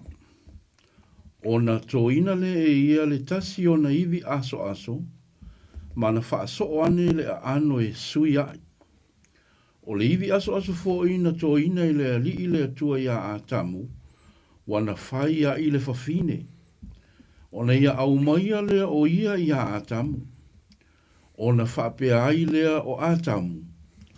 O le iwi lavali nei o uiwi. Ma le a ano o o ano. E ta ua o ia o le whawhine. Awa na toina atu o ia ai le tane. O le mea lea, e tu ua ai e le tane lona ta maama lona tina. Ai whaatasi ma lana awa. O na avea ai le o ila ua ma tino e tasi. Tusi whaitau lona lua mai le luka lona mata upu mua le au whaitau wina le whai upu e lusu ma le ono e whaangata mai le whai upu e tolu sifuru ma le tasi. O awhionga pa ia le atua luka lona mata upu mua whai upu e lusu sifuru ma le ono whaangata mai le whai upu e tolu sifuru ma le tasi. O le ono maasina ua awina mai ai e le atua o le angelu o kaperielu i le a ai o karileia o Nasareta le ingoa. I le tau pou o le ainga o Tāvita, ua whau tane i le tangata ingoa ia Iosefa, o Maria fo i le ingoa o le tau pou. Ua uru fale mai le angelu ia te ia, o na whaapea mai le o ia, sio ua lofa ia te oele ua lofa ina, ua ia te oele ali, amu ia oe i whawhine uma. Ua vaai atu fo o ia, o na atu vale le o ia i lana upu, ua tau mana tunatu fo o ia, pese ale winga o le neia lofa. Ua whai mai fo ile angelu ia te ia mariae, aua e te fefe, ua lofa ina mai oe e le atua. Whauta fo, o le ato oe, ma e whana wina se tamatane, e te whaingoa ia te ia o Yesu. Ia whamanuia te le mai le atua, se upu fo i leo ato o toa, ia ila ma ua whaleo ina, ia te lava ole. Tala e whaaleo ina pia e matua atu ina, ia ila o tau whaafonga mana Samoa le neitu la fiafi. E ele te nunga o le ana matua a whaina lava ia soa whaitau mai tusia na tusia e Solomona. Tu so lea ua toe quote e Solomona o inga siona tina ia te ia o laititi. Se ia o na tō fia o ia e vea matupu i le taimi na atofa ina e le atua. Peila o soa whaitau o le tina mi o le lei e sili lona tau i penina. O motu i sasae, ia e whai esi taunga tau mea nei e tau o penina masiliva a mese lava fo i aulo. O le ua wha lupea i le poto Solomona e ua ova atu i lunga le veli o le tina na i lo le penina. Ua sili atu le tau o le tina ai a mio i le a mio le atua. Wa le a mio le atua e ato o toa malilei. Ia au mai fo inise soa whaitau o Solomona. Fa mai ole me ole la le lei ole me whatau wa. Ole whawhine matau ia Iova. Ole mea sili lea. Pule alaba la le lei ma le matau o fie. O fōlinga au le lei o le tino se tina. Ai ale ola matau ia Iova. Ia ele ia sea o ngā, whatau wa alava. O nei wahenga nā e peona, a watu pea e peona alanga ina I whatawhaitaulanga, polo kalame onga sa whaatino ina di tupau tamai niso e kalesia, nisi fo ina tu ulava la tau polo kalame whaatino e nei tina, ma nei tina no fufua, tina so I fua matutua I tono a inga ma e kalesia, o lo mātou whaita po inga, ia sa whaia polo kalame le au talavou ia li imatamaitai, matua māneia, māneia o polo kalame, matua whaamanu ia ina I lava, polo kalame na tuu e sa unia e whanau, le latou tali atu le tau singa ao ngā nei tina. O le ala tātou te mata le tusi whaitau na whaitau ina, e whai asi o onga fo I o le whaamanatu leo lo o maia I le tina o le foafoanga. Le tina o le foafoanga, o le tina wha le tino, na tō ina mai I le tama, ina ua whaamoe ngase e Jehova le atua foafoa, le ulua I tama o a tamu lo na suafa.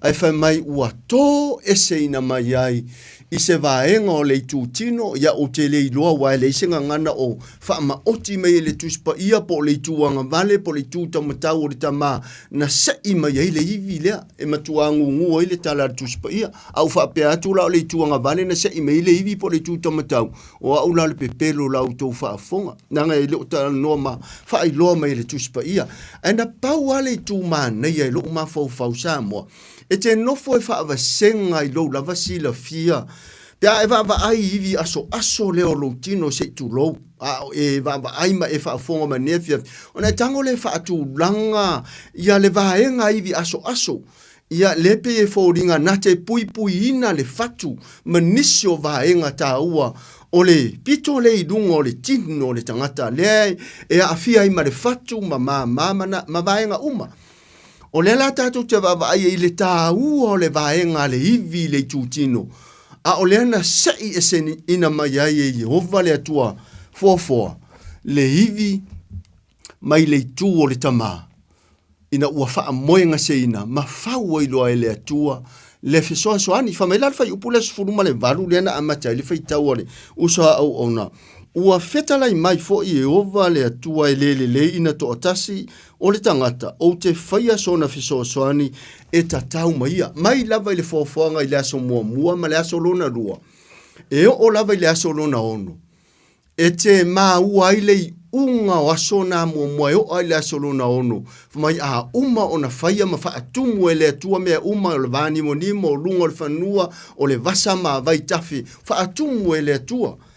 Whamaila a uma, ona sila atu leo le atua, whamaila ngā ngana o loo iai, ua matua ato atoa ma ua lelei. It is good and perfect. Ua matua ato atoa ma ua lelei li sila whanga le atua, maila na fōwhanga mamana. Ai na pau leo se taimi, e te maa ua ile upule le whai upule suma le valu, whamai, ona si sila mai leo le atua, e lei ona nofo to atasi o le tamapo atam. It is not good for the man to be alone. I will make a helper suitable for him. Whamai o te whaia se fesoasoani e tatau maletane po o atam. Lea lae pe ona mana ia le whitawina foi le usone ia fiu. Ua whaamoe ngase le atua. E matua whai ala le maa loso tangata. E de ola sila fia le tau tonga lea. Na whaia le atua. Le aise ngila, le aise naifi, le aise tui e whaangase. Pe o ta o tonga ia, ma tonga fitinga ia, whai le tō mai wha fōmai. E fua foi le umi o le ta o tonga i le umi o vaila au le wha moe le tangata. Ona whaia leo le ta o tonga i se tu tino lava ua mana o mia, ma ua wha le tonu pe ngase se tu lo. O le ta o tonga la ia o le ta o tonga o ta o tonga. Wha moe le tua langa o ia o le pule. Le urua I tangata, ona sei leo le iwi aso. Wha mai leo le wha matalanga, I le whai upule e luas fumle lua.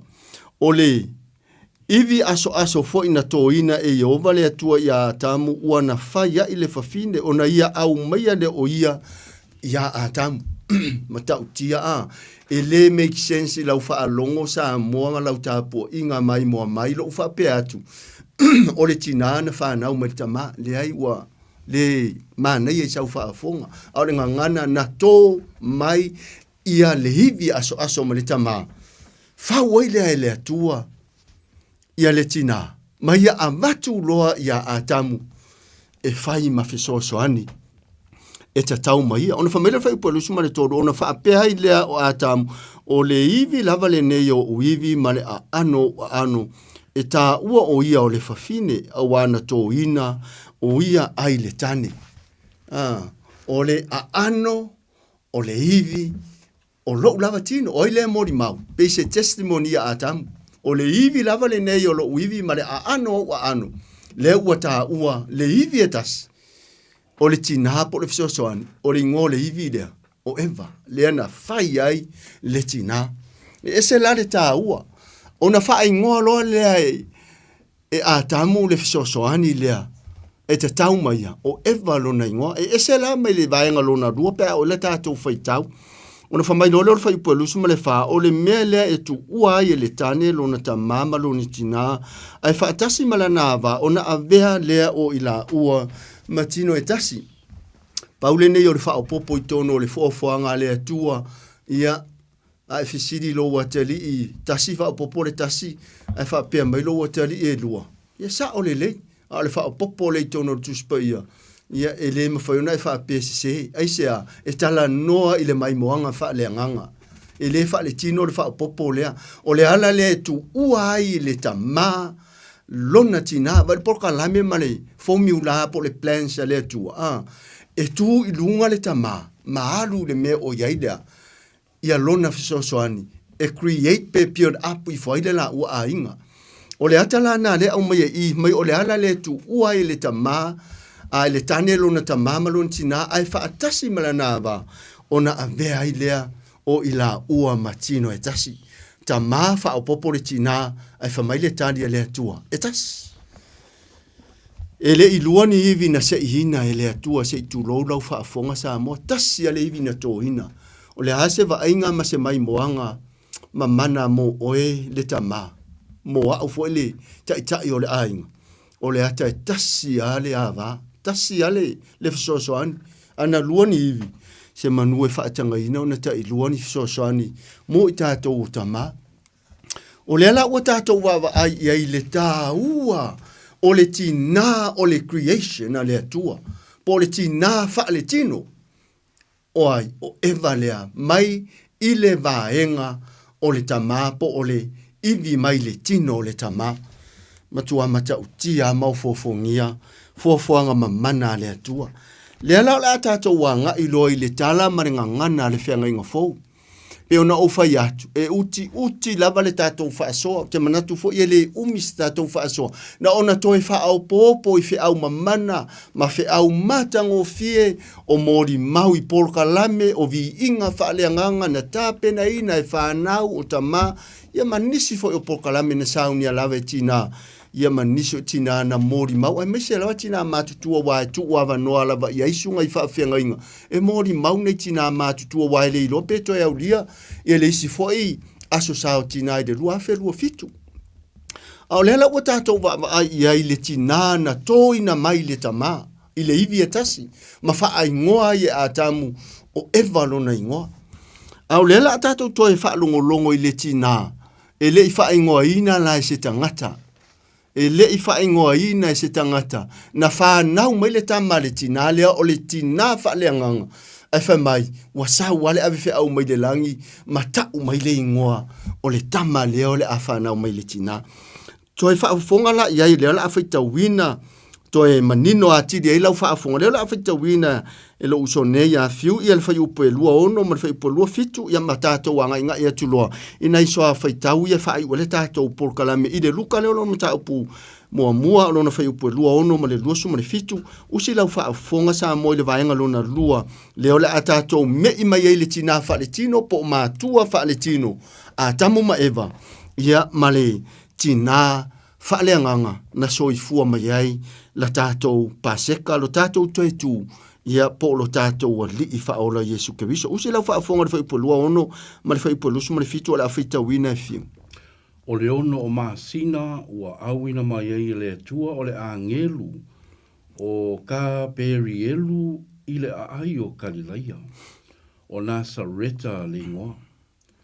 I le tau pou o le aingo tāvita ua faufau tane i le tangata i ngoa ia Iosefa. O Maria fo i le ingoa o le taupou. Le autou whaafonga Samoa. E le whaapongi sa inga mea le langi se tu lau whaafonga. O le ata mua e le ipongi sa fo i le porkalame o le fofoanga na fuai ona fau e le atua le tangata ma le kenese na e lua lona fai upo e fitu fa mai wapuno wifo le atua ia mai a faia le tangata i le fuefo le ona tino le ma ato ma le tangata a o le mea watupu e le mingoi e le ola tangata ona fa mai le ona ma nava atu e le atua i ona lava ponga i fufonga o le ma nava ola ona a vea idea o le tangata ma tangata ola le la ola ma le tangata o a tamulo na ingoa ai le vaenga lona lua na toi wha mo e ngase ai tō le iwi e sa ili ai lea le fesoa sohani e ta tau ma atamu le nga lefa malifa upo suma le valu tusin fai tawina mta upo lua tuso kenes e le leo na nofo to atasi o le tani sila atu le tua e wha no atamu na lai lo na fai le fesoa sohani e ta tau ma atamu au le ala ua tātou vavai i polka lame le tua ia e te fiu fo i sa ili se si o manga o le ta mama le tina Maria leana na no nofo ma Iosefa te fiu e sa ili pe i se ale me ua faa lilo i le tua o le ata le pe no marite uto no me lua iwa fa ipo lua iwa o me ua faa lia i le tua mai o mea na mo tātou ma tātou faa na o me ua lilo mea na ngata i le tua le fa marifa upo lusma le ono o masina wa awina mai ai e le tua o le angelu o kaperielu i le ai o Karileia o Nasareta le ingoa. Take lava fuafuanga le tua i le senta po le ai.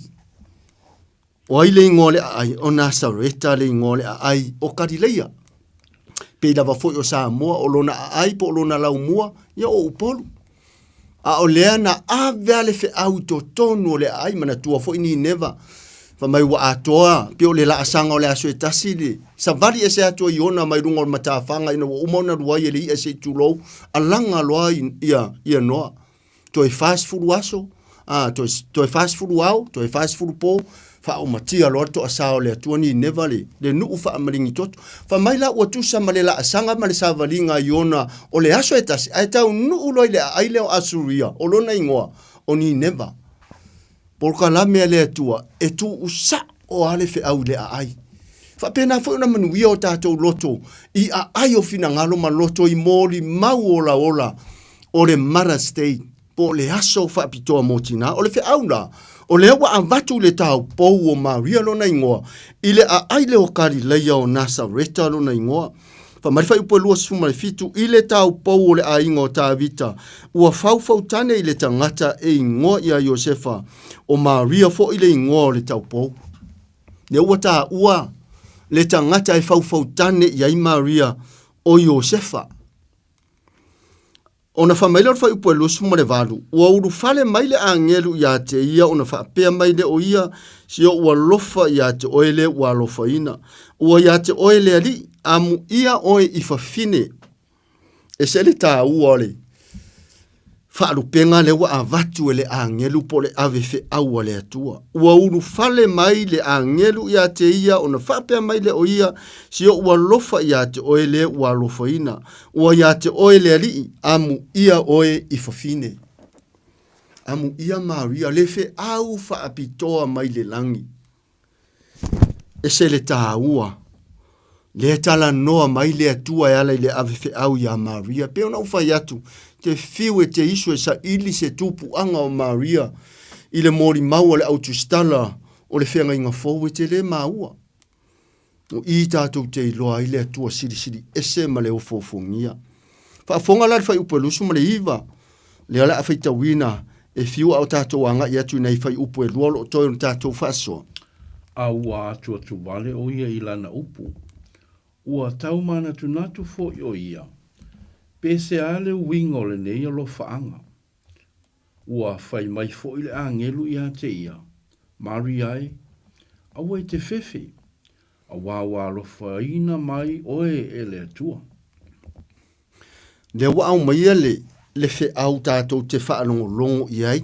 I le tā ua o le so ina o le tātou tu si fai tau le nei tu la fiafi pe ona toi fa popo atu ai le fe au le fai upu le lusu ma le iva ua vaai atu foi o ia ona atu atu vale le o ia ilana upu ua tau mana tu natu foi o ia pese a le winga o le nei alofa ona fa mailo fai upu le lusu ma le toru se furu ua fai mai foi le angelu ia te ia mariai aua e te fefe aua ua lofa ina mai oe e le atua tātou te fiua e tau wha wasenga ma tātou wha matala ina i o tātou mawhauwhaunga wha le tino por kalame e le atua e le o e so tātou i loa ma se sila fia o se tangata wha le anganga e tau wha matala tala i le winga o le whai upule e lua se furu ma le iwa ma le toru se furu ua wa ai atu foi o ia o na atu vale le o ia ilana upu ua tau mana tu natu foi o ia pese a le winga o le nei alofa e le fai mo fia ya Maria le fe au le wa avatu e au noa masetane a le wa fola mai le tama o le a so i fua mafana o mai ia te o le taupo a le ngana le au mai i le mori maua a luka fa pena foi ona mori mau i ma taio ma reko mai yoane o le taupo ele i loa se tane Maria lona winga o le a tinapa ia o le ua tātou wawa ai po kalame le atua, ona whamele fai upu e toru se furu. Ua fai mai foi le angeru ia te ia Mariae, aua e te fefe, aua ua alofaina mai oe le atua.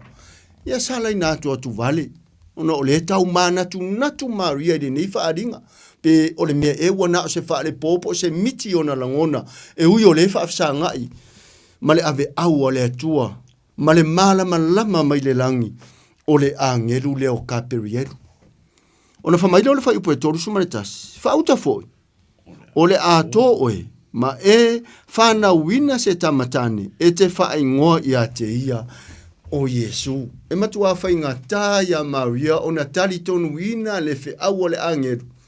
Leanga o le mawhau Maria o i o le tau pou o le aise tane e tusa o tū maanga tu lou. O le whai poi ponga pei o le urua i whai poi ponga i etena. Leana sei mai ai le iwi mai le tama, ma fau o le fisoasoani, le anatu watu lea le atua ia atamu, o lona i ngō o Eva. O Eva lao tātou urua i mātua wha le tino.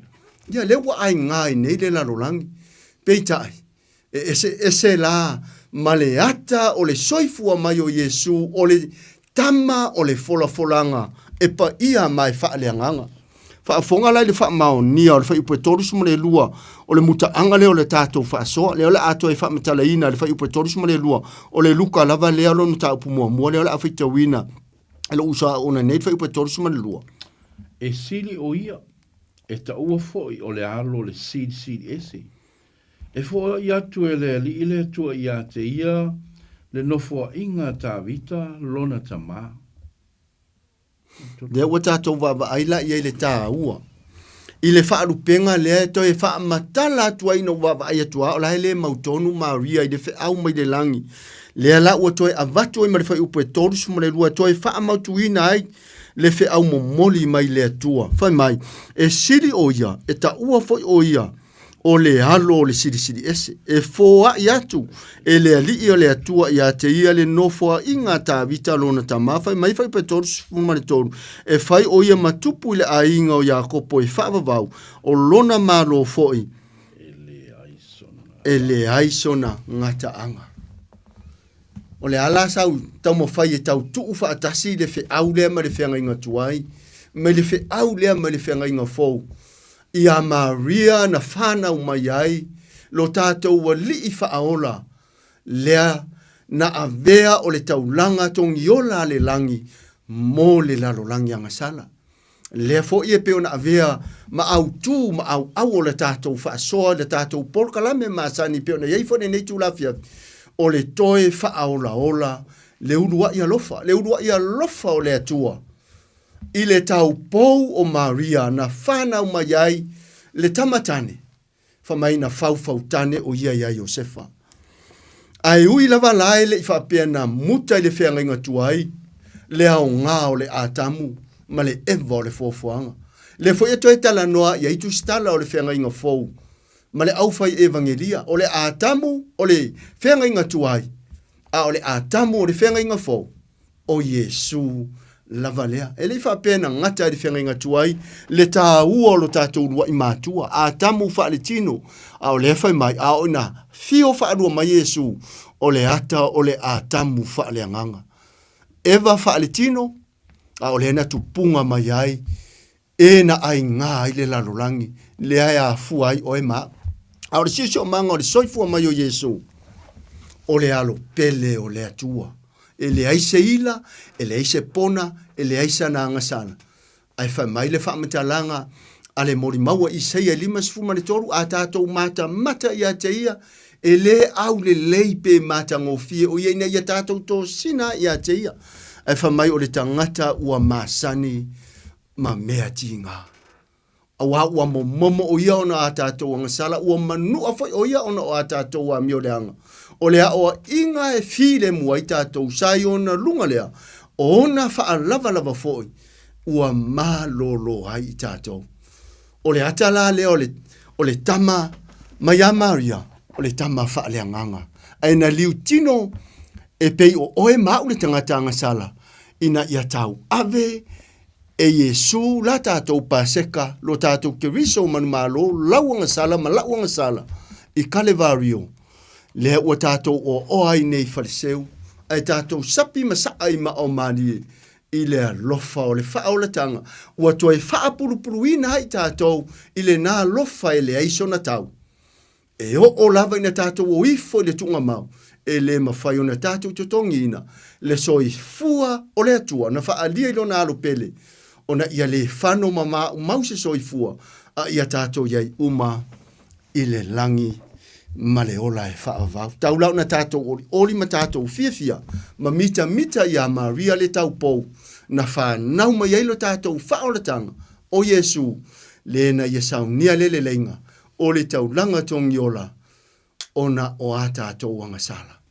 Ia, anga le leile atua, whamanuia, ia lau whaafongafonga Samoa, la fo iso ma ua le ato o toa ia, o le anganga fita lai o le atua, e fisoso ane atu, e pa i fina ngalo maloto, au iai fo ise tina o mai moa mai, i le fefe, o le maasiase, o le popole, o le lea mautonu, mate la ina, le au le whaasoa, ta talo, e la ungatasia o tou na matou te talo, ta talo fo ia Samoa le au whingaruenga tutofi, ta ulanga soifua Samoa, o lo ta sei le tuli manu ma le te whaala laulangi, ina ia mawai pea le malosi whaatupu malosi a wao tau whaivatina o le pahe male auli e peo na saunoa le matua taulangi ia e manu iai ainga o nuu mai kalesia. A le aise tina i le tariso nunga wha Yerusalema ua le ai fo ise atua. A o le matango fio ni saufa inga ni tamai wha apotonga ma saufa inga o fuafuanga wha le nuu wha le kalesia wha le ainga o na wha maia. E ma fua se tina matango fie, e ma fua se tina lelei, e peo Maria le taupo, o lo ai uli mai, e ta pili atu se ta ma ia pei o Yesu. Whamanuia mai le atua, i le tātou porka lame le netu la fiafi, whamanuia fo i le atua, i whaiva matiute, o lo tātou la sia, o le vai asolo na lua, le nei masina, ta talo lava, tau tuana na i o tātou ta maa, matina so i fua matutua, i le suinga foi o le tau, ia mawhanawhana ma maru puipuia i la tau, i maota malawa a mese o no foanga o lo au mawaila au so i fua matua. Whamanuia foi i le atua, le au whainga runga tofi, taunanga tapo ia Samoa, o wha tuna pa ulia, wha whale le malu, whale turu ia i fio anga manu, ta whao le lalolangi o no le tala le lei, ta talo lava ia, mana le fe au fola ia i fo i ila o le ngā ruenga, tātou whaatu tua, ma to'o i le atua, lo o tau wala awina, e manu ia mea uma i le whaatasi me o le atua. Whamanu ia le atua ia tātou whanau, i le alo whaiva ia o onga, i le vai aso fōu. Whamanu ia fo i le atua i nei ainga o ia i le whaavau o na o le malanga sa wale. O te alofa te le atu ia te o tau tina umo Samoa, o lo whaafonga mai, e mese fo i nei tina, i le o maua le fia o no sa wanga i to tonu ainga. Mai se foi o tina i to tonu i o fale pui e pio na o i ele wha feilo inga i le tātou porkalame ni tu la fiafi. Ia la o wha wina i tātou se te talo. Lo mātou tamau i le langi, wha tai mo le avanoa, wha tai mo le taimi, wha tai mo le tina o le lalolangi i le foafoanga i le amatanga i le whiangainga tuai a Eva. Whaaftai fo i mo le pepe o le folofolanga mai a Yesu o le tinapa ia na whanau ina mai i le tama o le foafoanga. A o ia lava o le paseka mo le lalolangi angasala i lo na lofa le ua mātou sapia i nei ma mātou ori mātou toivi i ai pe alo suafa.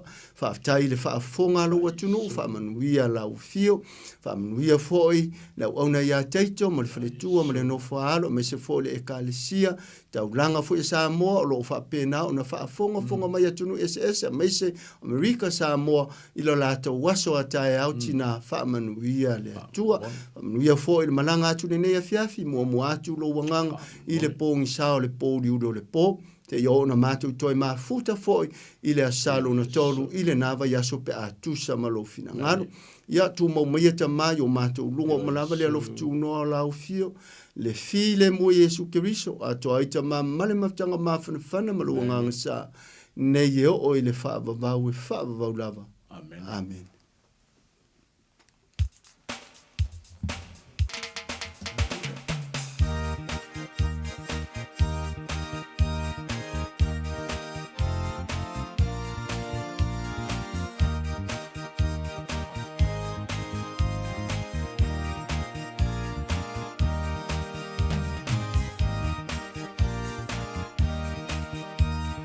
Ua so'ona oli nei loto ya Yesu. Ua ia faula ia te au, ona me pese fo. Pese, Alleluia, olela, oloa nganga oe nganga oe. Yes, we, faula mai o oli.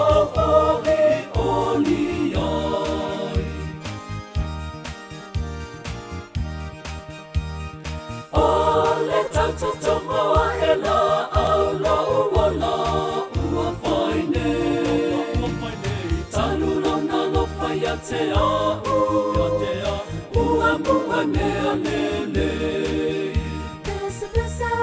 pese Alleluia olela oloa nganga oe nganga oe yes we ala mai ua oli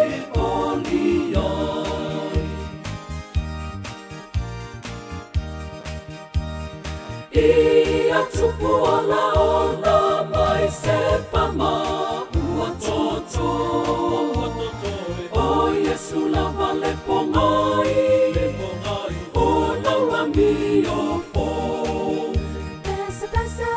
Pese Alleluia olela Oloa nganga oe nganga oe Yes we Paula mai o oli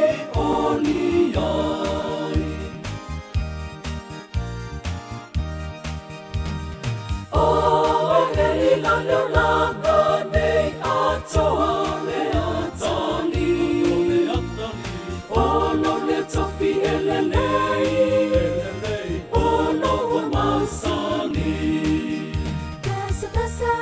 Pese Alleluia olela Olo nganga oe nganga oe Yes we Vala mai oli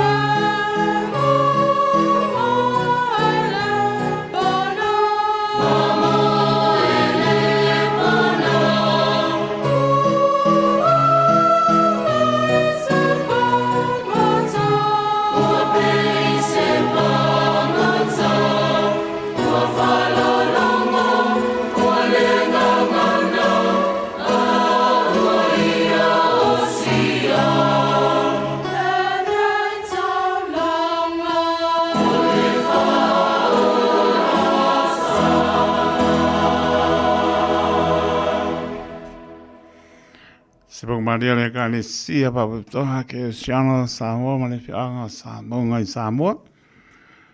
Wai e o tali tono la tātou upu. Tei tu le mai manu miru te ntāne le tu la iwa mai atu po le tātou. Programe pena pa pokon manu le tātou te lo te pena ina sunga le to ina ya fiu kuini taana. Sunga le to ina ya toala manu fotu whao pono. To e whao lola le unua i alofa. Ma alofa aptai la pingan venga po etia manu muia i lungo ana. To e fo mai wale tātou programe na i lea sao mua pe a tātou nia i lea lofa maranga leo lo tātou tua. Leo tāpena mai pāsta titi sale pēr ma whakatoe a tānia i a le tātou programe manu mālo le upumoni pe a tusai ma le whamoe. Mo hata tono lo mrian manu le tātou tono u pa tā lofa tu i a le fiu tal moni hea ma le ainga miu wha mosa ma le ainga i a mālo lava whaftai le maputa mai.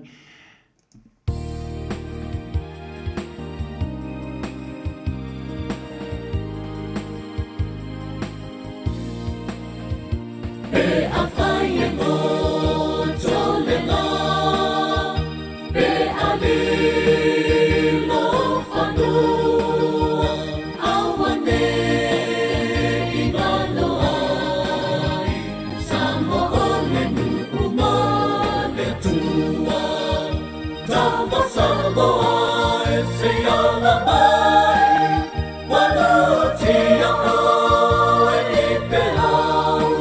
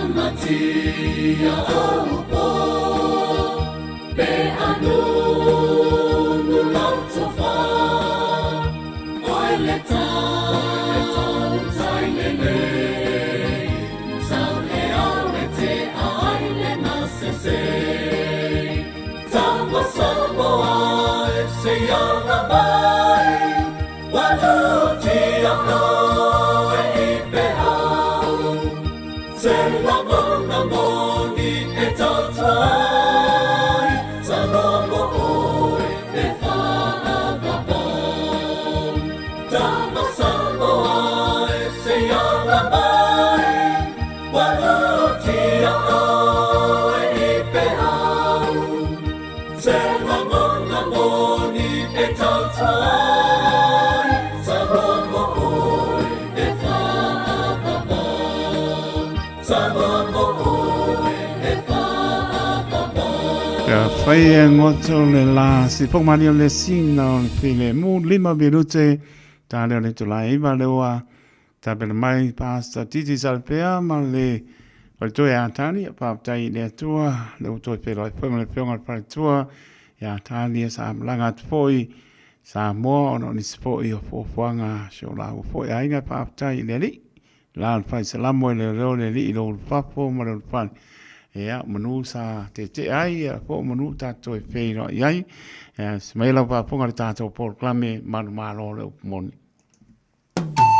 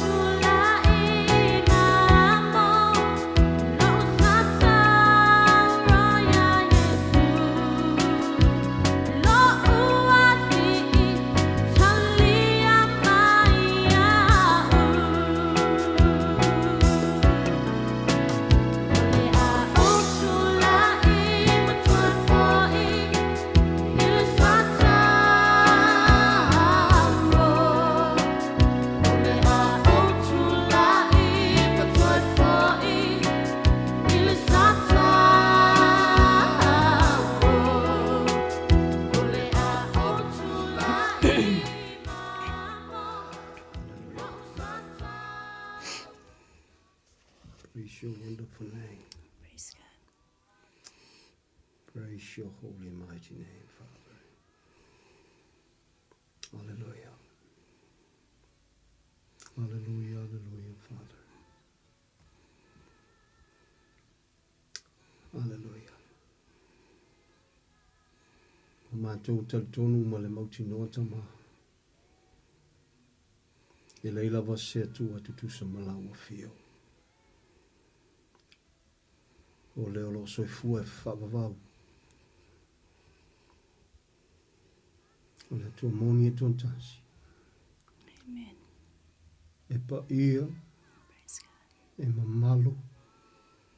Siri siri ese o le tua amia tonu.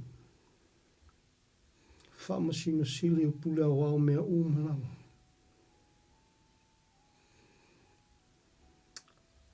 Ia vi ia ai. O lele fina ngalo ia whanau se tangata. A fuwaina tape na lau whaola tanga ato toi lungo le santo.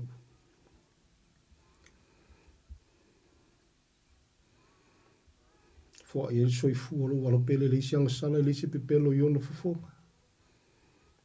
Praise God. O no lo lava lofa tu noa tama. Amen. Na whaftai atu ma le whamaulalo. E pauti noa e onge upu le tangata. A lau lava fio le te tau mono mei ai.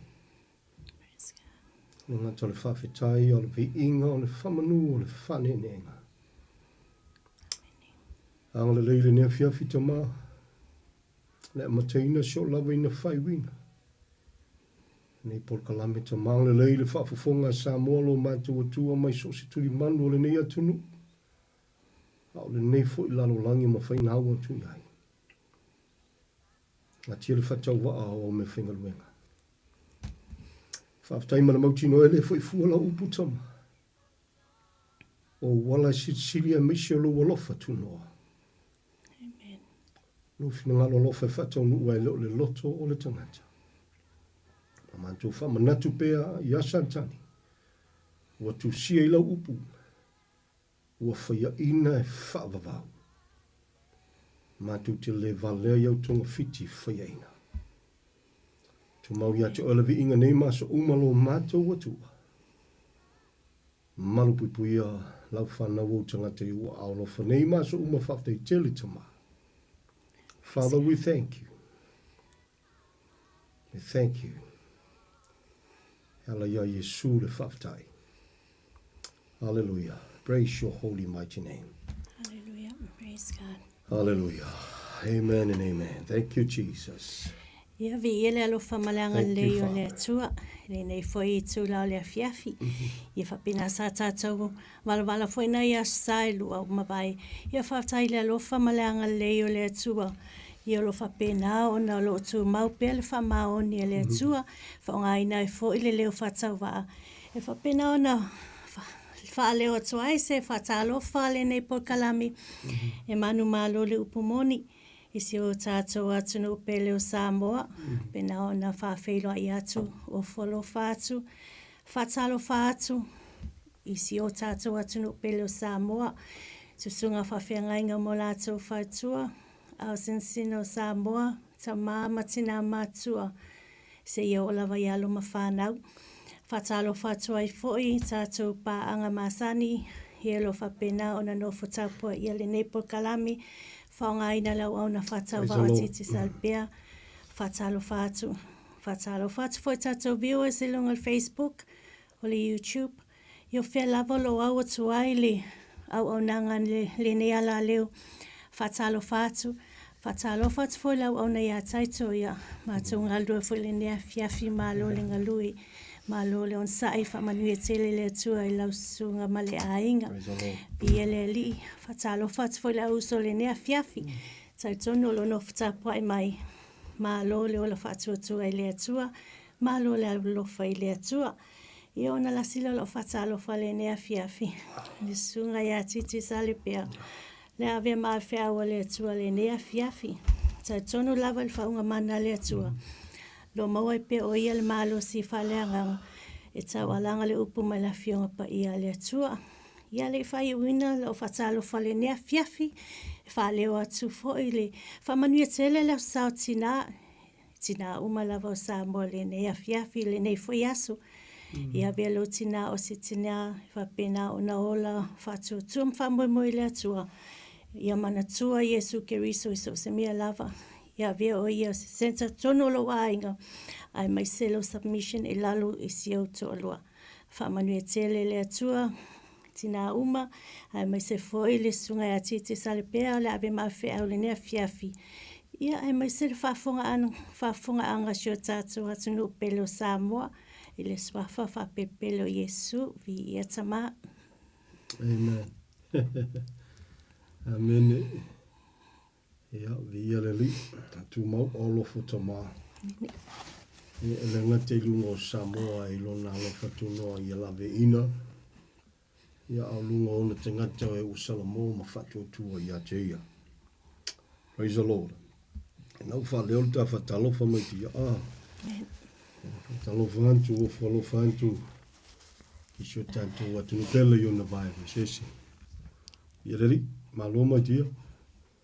Ia nau fu wha leo lau wha antalo whama whamanu ia i le aso tina. Ia i leo si tu la fono. I le whasaina. A vi ia i le tua ia tō anga e whai, tō anga e wha matango fia titi.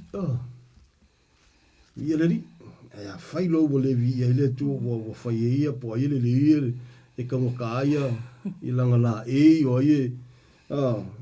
E mu ke lele langu o ngala nguku ma. Ia, nā lawa e wha fofonga le Samoa, le tina. O loo wha whetai mai luna loto, ma wha manuantu i le ntua. E leo ma vai. Vi ia le li, ia na fui wha fofonga le tangata e. E ma tele lava i le tino. Ia, awe te ita mai, e le ngā tia lava. Tala tus baia, o le fia le tino, e wina ola a woti. O le fia le tino, o le ita lea i lea tua. Anga le leile tua ia te oile nea fiafi. Praise the Lord.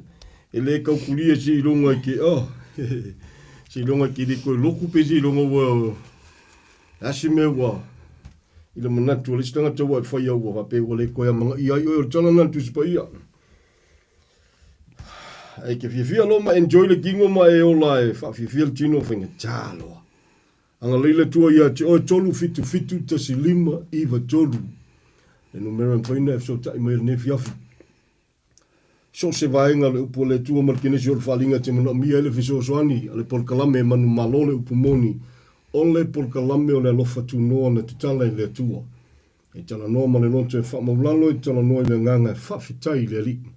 Ona o lona alofa tu noa pe ona whasoa, e a wata whaitau le upo le tua, e ta te whamaulalo markine si o le whalinga, o mauti noa imata o toa le tuspa ia atoa le whatu o le whiau. O nao Yesu Keriso, na whaasa tauroina. E ma eua, e le ma whaia, e al whamtalanga tuspa ia, whi mai o lo ola, o lo onga lue. E le ngata le o lo ola, o lo onga lue, ia whi mai e haula ina, le upula. Praise the Lord. Le mawalunga le upule e whaalia, le mawalunga o le mariu o Yesu Keriso. O le ia sisi mea, Samoa le tunupele, ua le aia masisi a mea te whaupopoa i ai i le taulanga ua uma o na tāpena. O le taulanga e pa ia, o le taulanga ua ato o toa. O le taulanga ua tau le lei ai i tātou. E le o sou le lei po so ma le lei, a o lona le lei. Tusilima i le tua e ala na mariua Yesu Keriso lo nalo pele. Tau a mio tonuina fuaina i le tangata. Ina ua salamo moni ma whatua tua i le li. Taua ia. Taua lo malamalama e taua ia lo wola. Ai te ola ma le mautinoa Samoa. O le mautinoa e whaavai i le upua le tua. Ma lo loto o lo tonu i rumo le li. E taua ia. Praise the Lord. Awa mwhaiana tonu oe i lo lava manatu. Ia pe tonu fui ma ua i so ma fui manatu. Ai a leo matasi ma le upua le tua. E tu sai ma le upo le tua ia ona whainga tālea. Ia ona whamaunia leo le upo le tua. Ia o manatu o tangata. E esea. E esea. Maile fina ngalo sidi ese o le tua. E le tutusa. E le whatusa ina fua iai. Ai o lona alofa. Ia le umawhaina mo se fisota inga o tātou I le tua. Whamtalanga le tuspa ia. E whai mai pese ia mamao le vao le a. O le langi mo le lalo langi. The question is. E ia jesi wo o le mere me kuspa ia. E whakusa ia mamao le a. Ia o le tali pupu. Ia le ia jesi ia. Ia o nā le tala noe tuspa ia le mawalunga. Ona ala o lona fina ngalo. Of who he is. O i o le tua matautia. E matautia la le tua lea. A ua matautia I fo I male mea ua ia tāpena ma ia fili. E whai, o lea fio mai le lalo langi le nei. Ui mai lo nalo pen le tō tasi. O ia lava lea. Sai le amajanga, sai le tua o le tua foi. Tala noi le upu o le tua. Ma ua lunga tele. E ngefu a le channel ka koe. Pea e mangaku voi le ma kua vai ili se mea kei loe. Whawhitai le tua. O lana lava upu o manino I me uma. Ua whawhitai e foi le tua. Samoa le tunu pele e te le ka wasol kuspaia. E ui lava e ieia o onga peise I ese lau whaitau. Ai o le mea ua mauti noa. O le whamtalanga le tuspa ia e te su e nga mautusi. Ia ai e tasi ala mea o lo tusi lima ia ina mau nau tusi uma ia pe tana no folke nesi o le whalinga. A whai o lo wha moni mautus pa ia ele I mawhaina tusia mea umana tutupu. Ia lona winga e kele la maisi mea ka kukile I. Lea e ngatala tātou whai taulu tuspa ia. A lasa tutupu. Ai leo wha mawina. Ai o le whawhitai le nai le tua Samoa. Wai mawhai fwoi ananga lua mai ele fili e sa le piuanga le lofa o tuno le tua ma le ato o tolo na lofa tuno e whawhitai le tusi pa ia le o toa au mo tātou lima Samoa ua manino ai mea uma. Na toi tā pena lava ia. Praise the Lord. Na toi a fio mai lava o ia toi saunia. Nale whamaulalo au tātou loto Samoa I le tua. Praise the Lord, praise the Lord. Wa ato toa mea uma ia te ia. Glory be to you, Father God. Whātau wāal tangata, nau te tala tatu lainga pēr mga miel soswangi. Ia whai o e whaafonga lava matutoa ma e whaafitaia le tuilo nā lofa o soswangi polkalame I lau susunga, I lau loto, I lau soifua, tāpua I soifua au au nei le tua o ola le nei tino le tu mau. Wha malo whaafitaia tu. E leo se tala inga o se lotu. Le tātou polkalame piontou whaafonga. Ai a wa wina lupa le tua. Te whaafisiringia foi ni vaenga e fia malamlamaya wa wina lavlavea kwai ni meolo o leus kaka i ko e kalesia. Po whenga ki kapua iai. Ia nauna whapeantu. Awe te ita mai. Ia leli. Lupa le tua ia lupa e mo tātou ia manuia I tātou.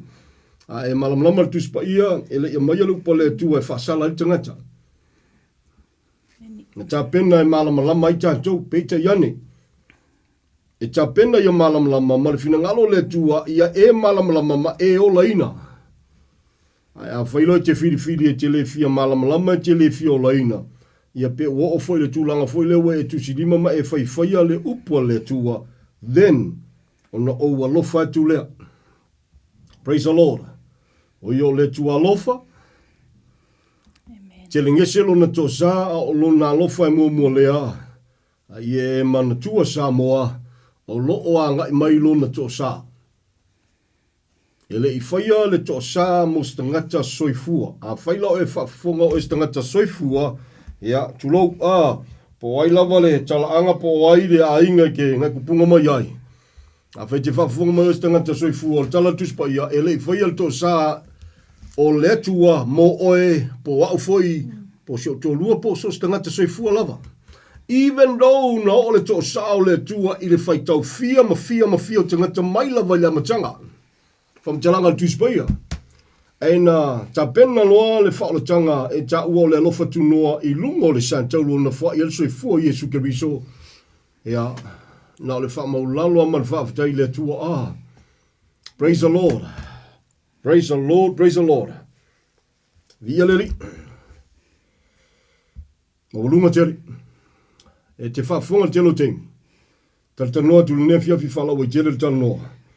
E whaitau fia ma whaitau fia me ngoanga salali mai tia. Oh. Whaitau fia ma fia. Ia e whai maile he whamtalanga tuspa ia. Ina wa fio maile nganga pa ia po o fwa mai lona nganga pa ia ole feso swansili. Ia whai mai e tasi alanga sala e vange runga. Ole le tali tonu ole tangata ia Yesu Keriso. Ia a ono whamatala le nā vaenga. Ia ole le whātua ole tangata ia Yesu malona maliu. Ile atua soifua malona alofa tunoa. Ia ona talatala atu le nam taupu ole whātua ole le usitai ole tangata soifua ile upu monia le atua. I so se vaenga. E awona man whamaulalo Samoa pe fo ona fisiringia ni so teimi. Ia ono le ngol pol kalame manu malo le upu moni, of course. E leo se pe ona whaafonga, ia e leo se tala ingo se lotu tala noi le upo le tua, e tali atu fo i le upo le tua. A whaiwai tala noi ni me tutupu tsoi fonga nei, e fesoswani le upo le tua e kaidinga tanto. Whai mai le tangata o le tua le ipu filfilia. A iei fo i le teimi e se so langona i se tasio mea. Whai mai le tangata o le tua, ia o le afsoswani atu le tua e wha malama lama oe. Ai anga lue atu le tua e wha malama lama oe e tusa malana upu. Amen. Via leli. O le mea ua mautinoa. Samoa. Ia e lema fai na toi a maia. Ia pe wha malo sia pe. Hallelujah. E le nganga pa ia o le tua. Ia i tāntou po le tangata e ola e whaia se mea. Ai a kengsa i le tua. Ia e leo se fina ngalo le tua. Mai leo mori mawina fai lupo le tua. E lema fai. O le whainga tātele le nā. Ia e ua māsangia le tangata soifua. Ia le koutola nei tūlanga whai mai o le nganga pa ia. O le nganga pa ia. O le seminga le nganga pa ia. O mea lofa ua Ia tātou whaulu whale kako mā lofa alolongia. Ua whaafai fie ia i tangata. Tā lofa ia Yesu. Amen. Tā lofa ia Yesu. Ia tau ana tue fsosoani atu leo noa. Ia so se Samoa po whenga te tau po ai. E lema fai na tue mai le nganga pa i o le tua se me tue whaase seina le upua le tua. Amen. Via leri, e tupu mai le upumoni i le nganga pa ia. E taitaina i tātou i upumoni uma i le nganga pa ia. O le nganga le e vivi i le tua, e vivi i a Yesu Keriso, e le tue vivi i le nganga pa ia i le nganga pa ia. Ia me whaingai manki ngiki aloka ki ngopea ka whalonga kua e pese mai aingi. Ta pua inga mani e ka le sia whapena me sia so-called lotu whalainga Praise the Lord, na whekangisi e alea. Ia se tu loa ko koe pa umai lalo ko whasaya i le leo kele o vi inga. Le whaingata. O ngai ka ku kele uska i kuspaia. O le ola whatua tua le tangata i le tua. O le ola usta ina le o le tuspaia po le upo le tua. E tusa ma le upo le tua. O le mafuanga leina fsosani tutulanga lea. A tatu tala noa ngata ina i le upo le tua. Mana tua mai le upo le tua. E mana mia. E oe matiti. Lona lama e tusa i ma le upo le tua. E le mga mia lama whapelanga o le ngai a onga i whea. Po whea lava le a onga po whea le yungeske. A whaia e le piua le whea aula e ngofo mai runga. No matter who they are. Pe acknowledge le lalolangi whe mai o le yungeske mawalunga le lalolangi. E le ai e acknowledge ka koma. Declare. Ma whamaungia i le upo le tua. Praise the Lord. Praise the Lord. Praise the Lord.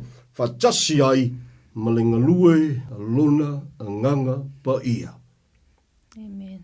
E ori ale loto le whai mai o le apostolo le alofaina a whai mai a o le nganga lea. Ia po le whesoswani le pifei le nganga pa ia le tua. E afu wai whai mai iti le tue mana mi ai sesi.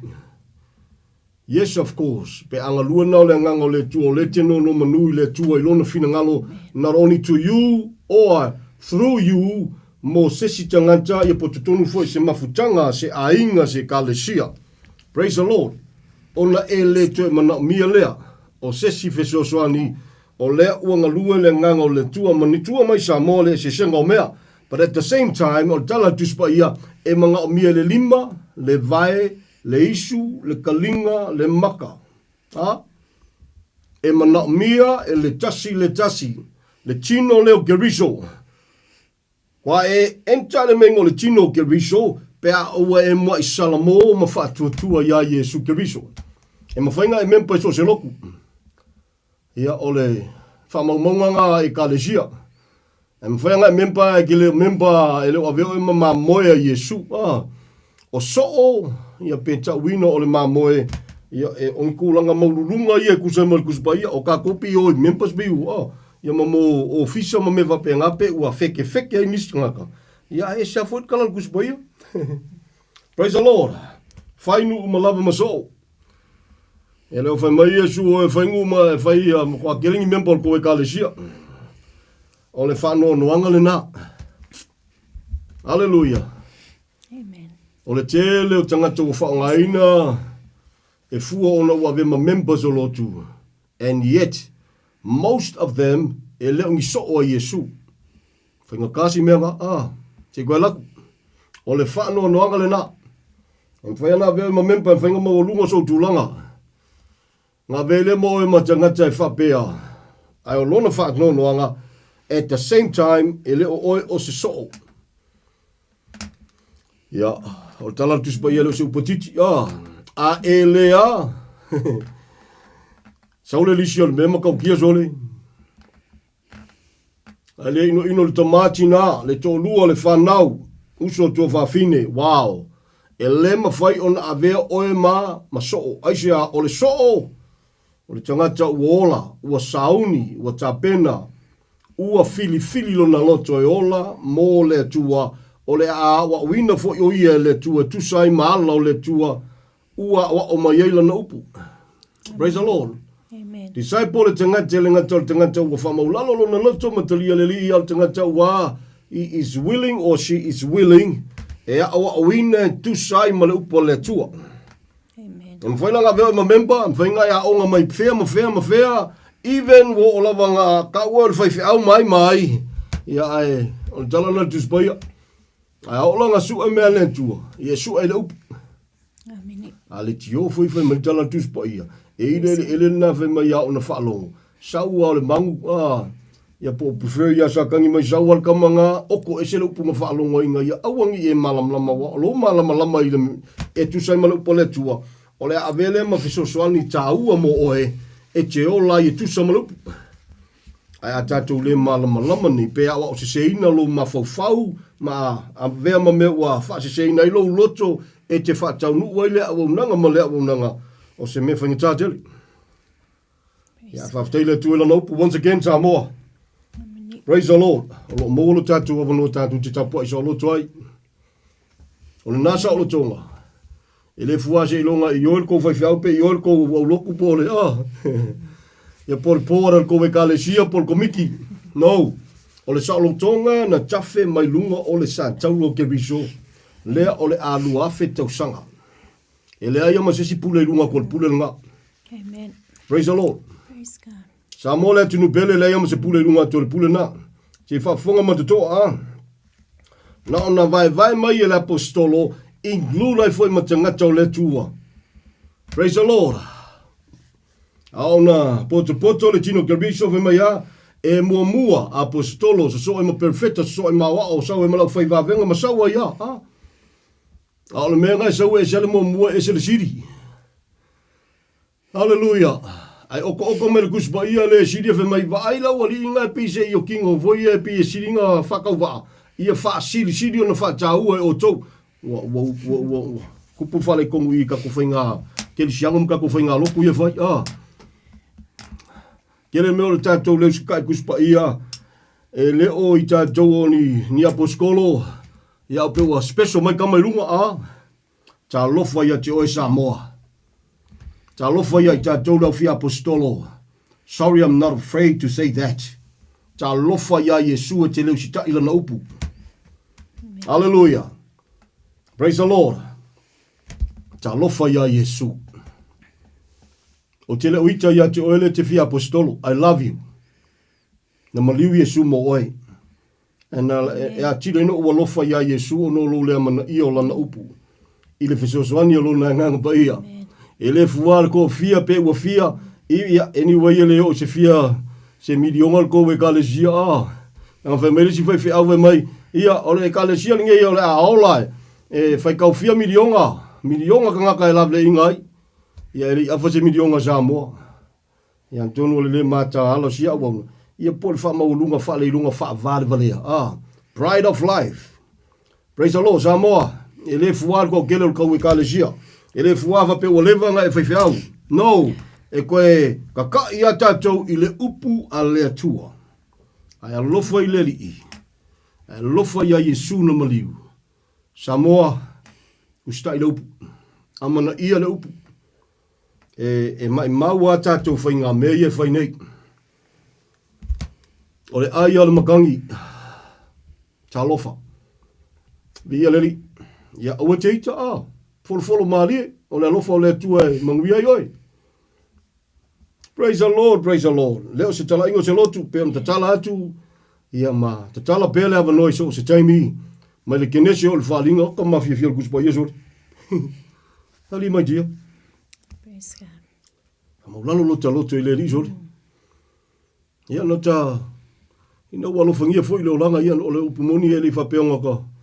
Ia, ina ua wauna mai fo i le alofangia le olanga i le temi o le tua, au na mai lalo nisi au na se yo ona vala au le tua ya masawa ya nga wa o mai fuka ka le limfa ka mo e mai ya le ri ya Amen. ya nga mo ka yo ka malia nga wo al te mo le tua kala mai ya le sosia male ya le piua male ato joanga le fe au tu spa ia ato male kenesi o le falinga wow na le fa fitai ye le ngata le fa fitai ya tu le tua ono na lo fa tu no ya o le no na sila fia le tua le loto tama se malosi ni asu tutoe.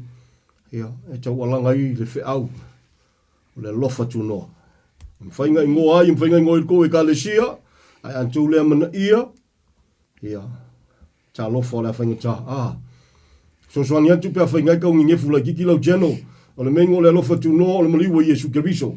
O le fe au tau ave malea wa oina tu spa ia antoa. Wa na o Yesu na fa santa roina e fa sa lo toina oe e fa manuina oe e fa ngaina oe e fa pa iaina oe everything ele Yesu le le ka fa popo ia peke si ia fo ni mawa tu spa ia ko ka fa popo ia me sha wa ongol fenga tuai nothing at all. Amen. Nothing. E fa maula lo tu Samoa. O le lofa le tua ya Samoa ka kere songa la fose mea ai foi le awali foi Yesu e masema ai wo fiu kama sa i ringi mea ai foi wo fiu fa kalim fa long po fe se me se sasi sa ka fam kalanga e mafainga sasi la ka kala foi le se me wa o tupu po se mea i troi fuanga al tala noi le upumoni Samoa le atunu pele e lo foi Yesu ya te oi fata vale tangata of course tato te vai tau mafai of course ale upumoni ia mo fai no tau tino atu pe tau tino la apostolo filfilia ma tau te le mo fai ona fai se me e le tau male upumoni Amen. wana mea e te tau male upumoni tau tino e lo paulo fa mai o le mea o fai o te fai pe lava ia awaine i mau la wali ia fa me fo la ko au ngo fai fe au ai leus ka kai male manga ia Yesu mo mali o teita we are different. Amen. Ta kele fiasiri e a o inga lu pole tua e manga o miangi kangaka ya e totoa faa leanganga. Amen. E leo oso le maso, oso le monge. Ya malo vale fa valea in Jesus name. O upu e kakau kalaio ke moki ngoe folonga kai lesi sa momo lesi fai au. E maria lo loto let it be. Ia o ai tatou. Pe a e fua le men tupu ilungo santou. O ai tatou tamo fai le lalo langi kau vali. The passions of Christ le aka lenga inga o kam fai kau Vali mai le keminga kupu ai ma faulinga ma. Man.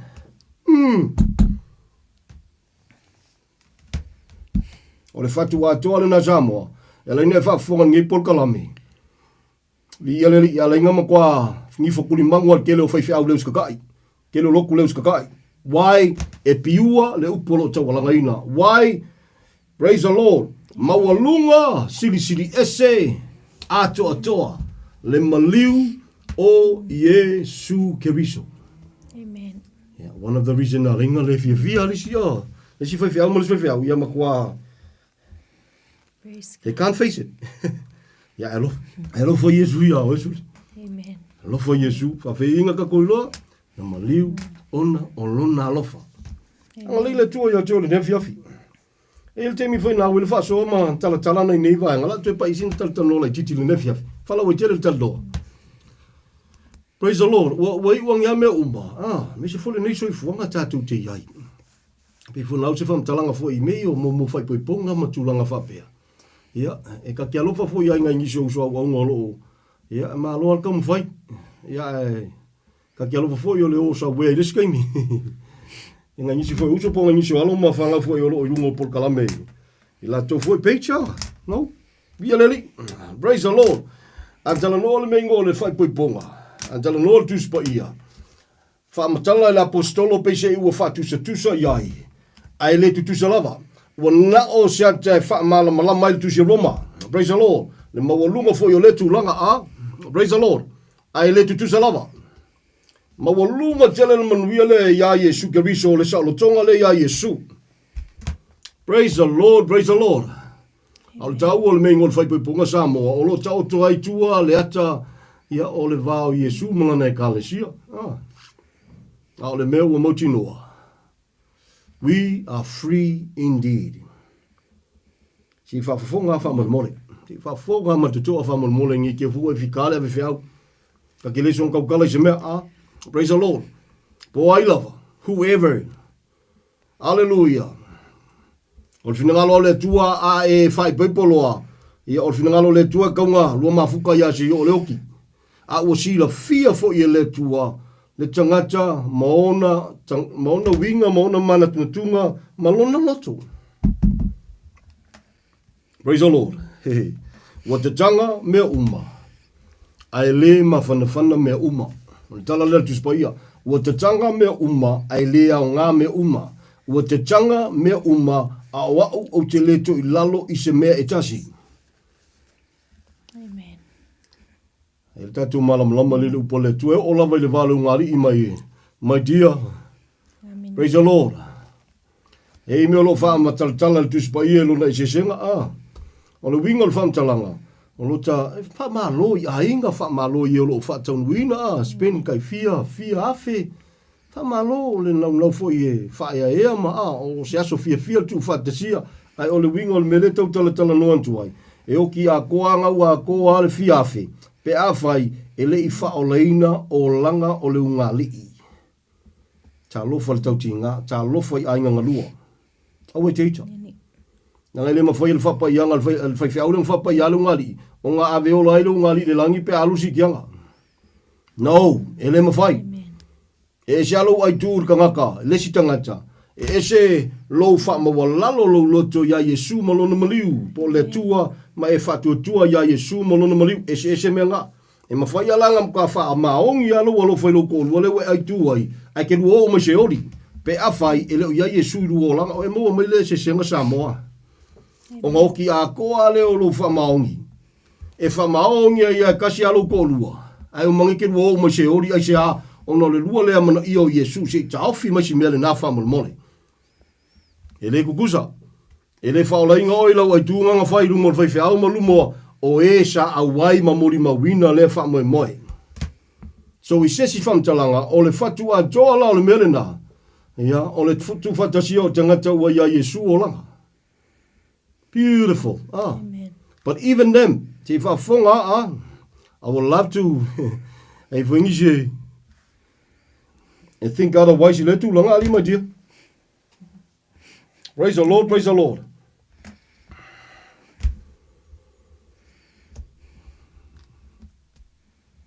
Hallelujah. E ua me uma. Fai me fam talanga tuspa ye no fa ye le tu tangata. Ol fesidi.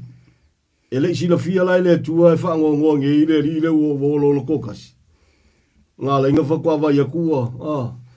A fa yo le tua na fa ya me uma na te sila fia lo lu na i mo lo tua nai. Ya he for new. No le mena la tupu. O ye sila fia. Ai ke lolo makau kia ngale, o le alofa tunu, o le pese le pufitfili, le pol kalame le tua, fe meina, fe meu chichila mai le tua, le te tauna nofu kua kasi, ka kapenga le o le si, o le ki ngā ia por fafingi.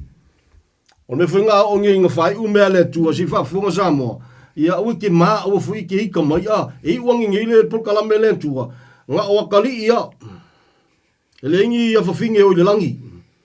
Listen very careful. Amen, hallelujah. E yei whanawa le tua I lalo le alofa tunua, which is include ai ma me ngo oa. A tari I ma whawhine, Ai o ngeri keimi o por kalame le tua. E yei le suinga le kupu ai le yalusi kianga, ma le suinga mulmuli ai le ilufale me ngo o le Jerusalem fau. Tala tuspaia. Praise the Lord. Amen.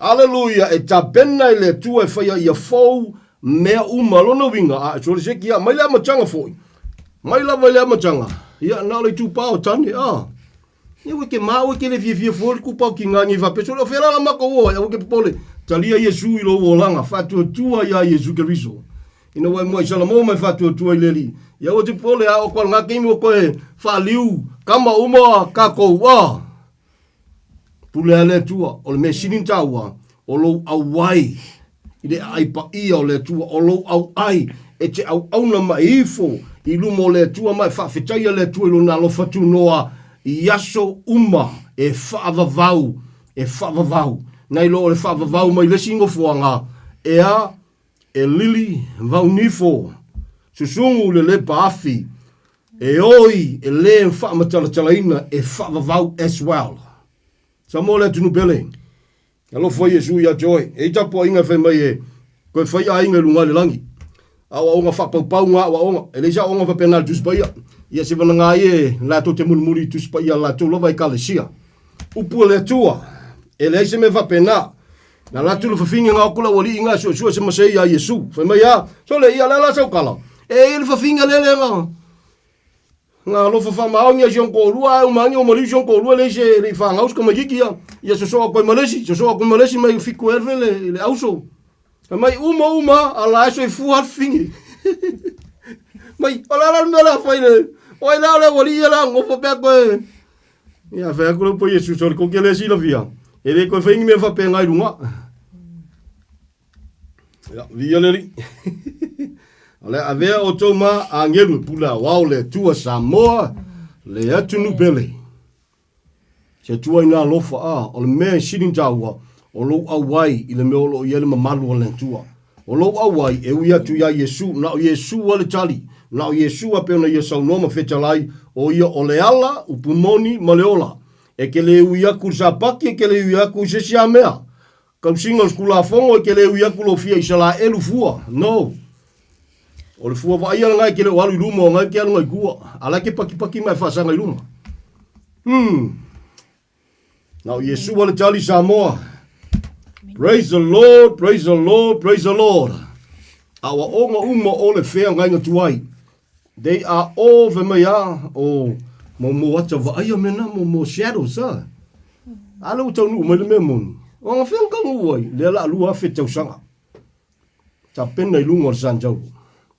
Se tua ina lofa. Se tamai na wha maoni Samoa le atu nupele. O te whawhitai le tua le anua ona o ia lava. I lona alofa tu nona mo I alofa mai ai. O te whawhitai atu fo I le tua ona o le Samoa le te tapuai mai nofo te talo mamana tua. Le neipol kalame le ngate leo le ola whatau waa. E tu sai malwalaua le tua. Whawhitai. Le se vi inga o tātou. Te talo. Ia lave ina si o tātou atunu a o maua le avanoa. E ui lava o sila fie le tua iei Samoa e. O sila fia le tua whaafango inga o ngō mea lako filifiri ai. Ia ai le whapeo le a whaavaivai e le te talo. Si tia ilumo le tua I la tau nā. Mana tua mai pe whanau le whasoa ni so taimi. Matau pe lua tu se whalinga. Tau pe mulmuli la tu se whalinga. O lo iai le whamtalanga e whapenei. Pa ia pele, pa ia. Ami tonu pele, ami tonu. Ele ai pele, ele i sesi whamkalanga. Le pea oe, le ai pea. Le anga oe, le anga ai pea. Le ai. O le whiaunga, o le unga na, o le unga.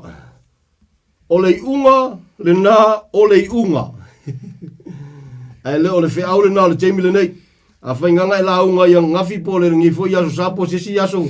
Ia whako e se ngeia i le tua maua ki koe nganganga se me ki le malamalama ai. Fisoswani atu ia teo e a. O le whiau le tau ave le teimi le nei. O le a, whamai a, na o molitino ia iutaia i sa la elu ia, ma e leni tangata nuese le i Samoa, le matau pui le sa taulo rai, o Yesu. Ai a whamatala ina, o le a, salamo, ma whatua tua, ia Yesu. O le whiau lena. Praise the Lord. Maua lunga te le lal whiau lena. Au nei sa loto le malamlama anga ua e malamlama tusa manupu moni ma ua e ola ina foi. Ya. O le makau kia le mei nga ua ina foi te tama. Ma tia mwhasofo le tato uso mwhasofo ia Samoa niso taimi. Mea leo le mose se. Ai ke le whako ese ai ke whawhekai. It sounds funny le kangakai le malamlama. Le kangakai le whaola le kangakai ke risiango i lau nguku. E makua funny ai lau whalongo. E ke whikai au wape ia vai kama fia kama kua le leo. E le fika whako ese a fia. E ke malamalama lo le whatu o le whiau. Nga lo wha lalo mai whawhetai le tua. E ke ingo i me ke sasi ai. E ke ingo i me se se ai ma me ingo sia le vi le tua of course. Ai nga lo whawhetai ia. Ina ua mai ala na ona e salamo moni mai whatu tua ia Yesu Kiriso. Ona avea lea o oe maa a tali i maa whawhine. I le teimi le nei. Praise the Lord. A whata pena antu e mafuta ma le tua e whawavau.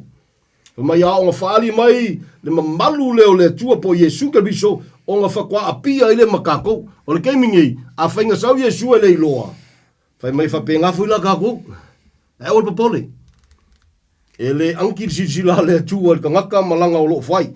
E le po le sila le tua ia te oe malo loto na fui te whalongo longo mai ai.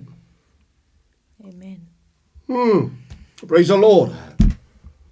Vi ia masanga vi ia ma whawhitaia le lofa tu noa sitiria seo le tua. Ofa loto mo ta whawhitaia tu yama. Yama le sui ai so le wa. Pupula maka maa. Hallelujah. E ke ingo lang sala. Of course. E le vi ia i le tua. Ingo ia i le tua. Alala vai lofa le tua tanga sala suli. Ola makau kia ngana mea. Praise the Lord. Praise the Lord. Tawalanga, e lofa Yesu ia te oe. Ia leli, la ka le kalangoa kupeo le kalangoa e tusida yuka a. Kasi al kusi al kamanga. Ia e le upungai kukongu ngā la ule la fua le nea fiafi a tonu e eise teimi le tosuani o le nganga pa i o le tua. Ha? Ia pe fa pe fo, ia mawhai no fa pe a tue mawhai no la fua ia te oe pe a kawhafsangai. Ni tangata lea e ola e lea mana ia Yesu malona mariu. Ia la so sani le tua temi memori ai. Praise the Lord, praise the Lord. Matau tia, na o ta ua se whamtalanga i le vai aso mawai atu. Ia, ele whatau tole na, ki ka angia marasaiko. Ole, polkalame le tua ma le vavau e o le whavavau.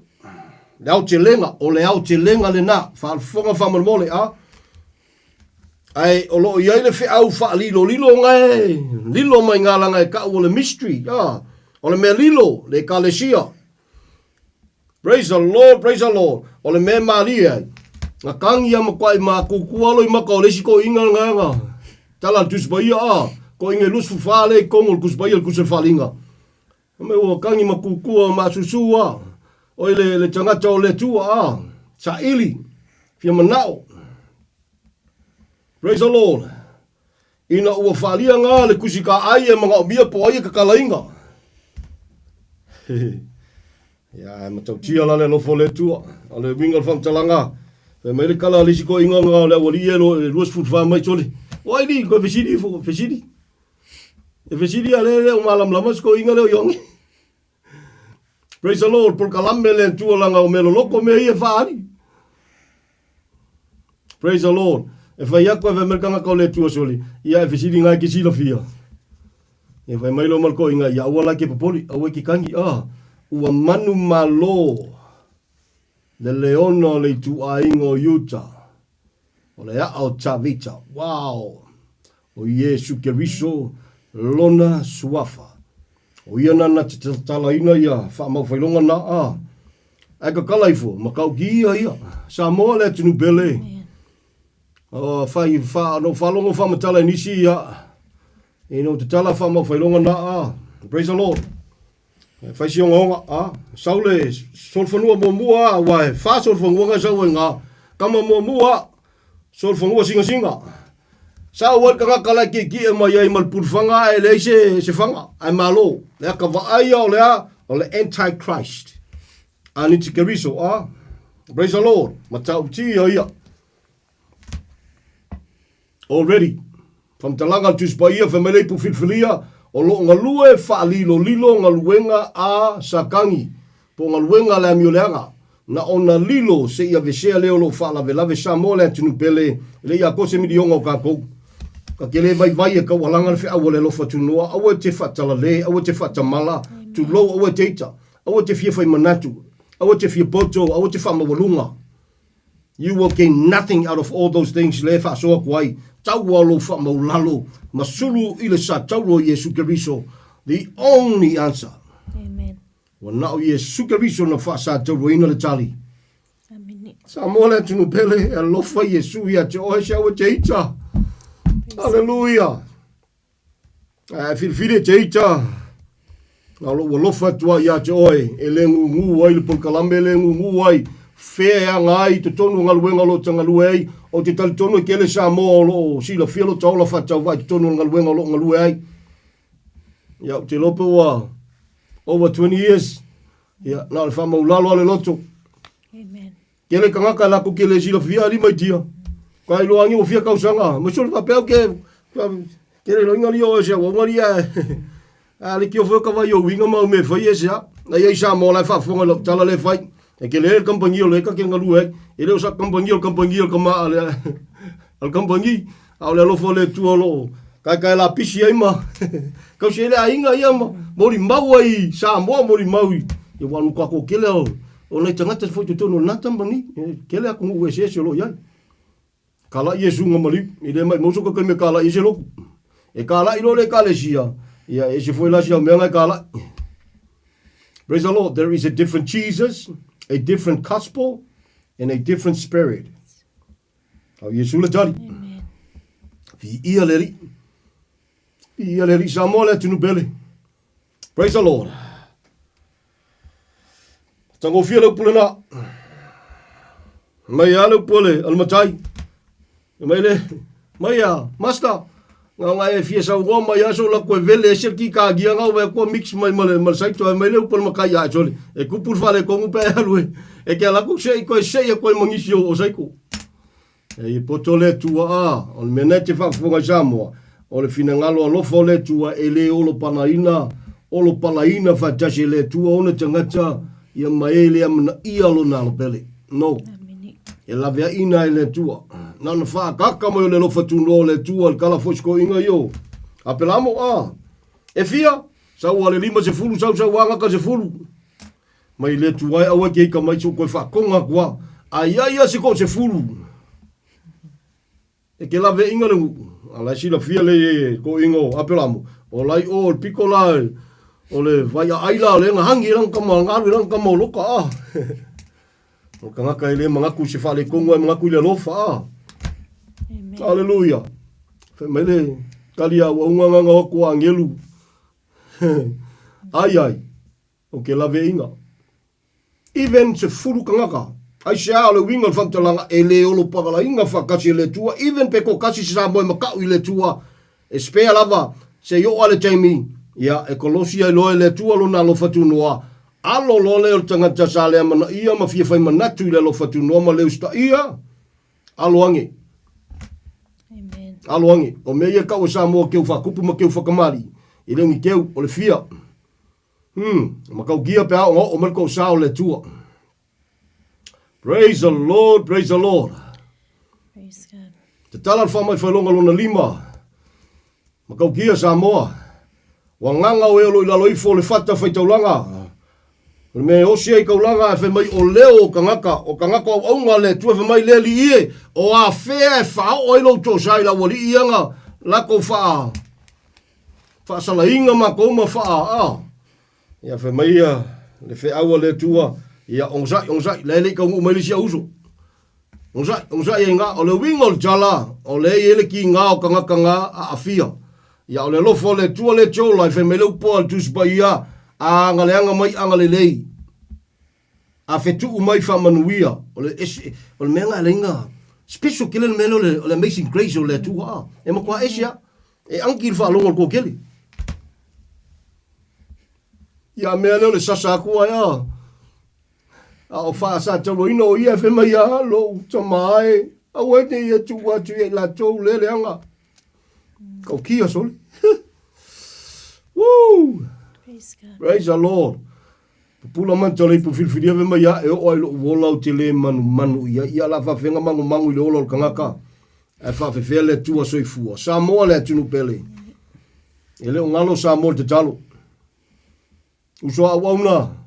E fa fonga mo Samoa te lo famoni a Yesu no maliu. Talo mo avano te tala e mesho. Loto tangata Samoa fa fonga no pumoni langa. Wa kumu Samoa lo kumu. Wakumua ya ai sida tunto tele o loa o se seina ma tai seina. I'm not afraid to say that. Let me say that again. Sida tunto tele o loa o se seina ma fa se seina. Le fona te fa fo mai Samoa. Kenese o le falinga I'm not music so swani. Ele se bi ingos tangata o le vala awale tua I love to serve him. O te au la foi tai tamale loto e wha maula le tusaima. Le wala awa le tua. E le ongi kangaka le tua. A o le wha maongi fui kai au leo si kai fui kai ia. God will call somebody else. A au na pe male loto e wha maula lo. Langang sua to rua man whanau o le uso foi maso se Samoa lo. Tapua ia ono lo pumoni. Ia ono ua lofa le iso se kangaka so i fua. Hallelujah. E le mawhai. No one. Praise the Lord. Pule awao le tua au na man fama ulalo ole ola ele manu yai. Praise God. Hallelujah. Ale lofa tu no le tua sidi ese. Samoa le tunu pele tonga jalo jau. Tonga jalo jau. Ole merilo le mengo le kalesia. Praise the Lord. Amen. Por kalame le ria. Le lofa tu no sidi ese o le tua soifua. Malu te si tolu wha oli maiwa. Olu o fitu ono wha whalu o te si wha. Leo te umiska ko kaimi. So soani atu ia joy. I'm not mere so soani which is I know ko kele sa mua mga mia. Ia ira. E ke viso kai al keimi alentua. Ia. Le ngate leo ngal wengal fidi. Kwa musua sa kange. Nge kewa pupula. Nge kewa malama lo loto ilu pumoni na e. Via leli. Au fina pupula o mata. Olau fau tuanga. Tu ya tatou Samoa. Au fina anga le tu fa pulo mata ela tu nei por kalama. Au te ital fa fia nga gelo kuai. Pray for them. Fa so ai. Ilo se kala ingo se lotu. O le tala ingo le mawalungo le lofo le tu ana maliwo Yesu. Asi vanga ala ke fa so kuai ai. Ya vai o kulona yo piksi vanga le wa ese oi. O nga fa pe wa leo sikai. Ya nga kulai lo la ia. E ke le malaya i se au nga le makau male ma ia maliwo Yesu. Can I say that again? Samoa e gele malaya i se whaife au i so se kangaka soifua e le amana ia le maliwa Yesu. Amen. E le pepelo le tuspa ia le tua. E le siri se siro le tua. Amen. Hallelujah. Iwi ang kawasol kelo sa mong fai mai pese iwa siri aku puku o sa mong upol vavau fai mai upuanga mal vavau o le vavau ele sui a so le. O le kawaso nga lenga ngana fa pena. In Jesus' name, ngaluenga fa ya ina al pauriuri. Satani matu te leva le ya tonga fiti. Moli mawina tu spa ia le tua it's written. Matu te taltonu mfa tua ya iwa e fa ina fa vavau. Fa sa loto le tuani loto ni so au na fa malama maina pe pulo la tomata o ke ma. O ke fefe, kau kingo lumo kangaka. Kau kingo lumo le kalesia. La kusakangi faa. Ka waso e maka ofi lo lotu mai awa ia la. Ai fa aku ngele kale si o leva. A pele kale si sole. Ka kulole leva li ngai la ngo si se ari nga wo a. Ni ngale fa kwa sa ka kwa, si ka kwa miu. Ia me popole. You rather fia kausanga nga si se ai. Alo fangia, tau tino ai malfa maulalo, ola ilo pengal fiang kausanga e alu loa. Alau e alu mal mautinoa. Amen. Nga el spiri fa pala amo, e le la fai o kon ngefia fia. Ole mala malama il fina ngalo le tua, ai mana o il tamau a inga man maluali, which is sad to say. Look at me ni ai Samoa, uso a wauna. Praise God. Ole tupu ma polonga il telo fai fiau. Tele o auna so kola wauna. Ai lofa ia Yesu, tala ile lofa tunoa. Au ki fa polonga ka ngaka fa mole. Amen. Ko ngaka ka ngaka. Ole toto Yesu na fa tau hai. Praise Praise the Lord, praise the Lord, Amen. praise the Lord. Hallelujah, hallelujah. Pangaluenga fa ingat pauliuri. Declare, na maliu Yesu, ona olona alofa tunoa. Olona fina ngalo ya ualavani whano se tasia yo tangata uma ile salamo. Praise the Lord. Ele whaia ko Samoa kako, Samoa. Ele whaia muskangaka soifua e pangalea. Alea mana ia tangata Yesu malona maliu. Ya, ole anga sala na, whemea altala tuspaia, ole anga sala, ole le talitonu. Ya Yesu, ya po le le fatua tua foi, aya whamatala mengo le le fatua tua, o lo leu sika ile upua le tua. Mwhainga e launga, mwhainga e pese, mwhainga e kakalo, Amen. mwhainga e kaulo koinga ke ngese o le wharinga, ai lea mga ia Yesu malona maliu. Ya watupu whale tonu. Ya, o mai a kakuri, malo le musai, afkai malo kaimi whaavungoinga, Praise the Lord. Praise the Lord. Amen. Ya te whafonga lea tala le lau tue whai atua te whafonga fwoi telo lau whai launga. E leo leiloa o le whai. Ya longa whainga ka. E o fwoi kelo lau. O lau kaula o lau launga i leo leiloa o le whai. Ya ai. La fwoi o ka waso fwoi whiaula e lako ki kawalangainga. E mantua i se tasha wa una wamariu lau le tau na swafa. Skangaka fwoi wa. Well-known preacher. Sasa ya le whiawa sko inga e. Mai a ongi ngaya ke oi. Katsel mafuanga, we leu sky. So se kai mea, ke o angi ke hui ni fa fika ori maki nga, o leu sky, we failang salama. O walo fa ye. A le lenga lai ko kumul fa mo sa ka wa ye. A jole o lenga lai luma. Nga fa fia wa lai luma. Aga ko yo amen ya kama paki a. Ala kangi loka loko ipu loka lofa. Amen. Oka. Tu lo talo tu ya tama vetama. Ai wangalo si foi la unga. Kau ki ngao ka ngaka o le tua ngao o aia ngā. Ai ngolo lako walo lo fai le tua ngā lai ngau iai ki ngam whainga.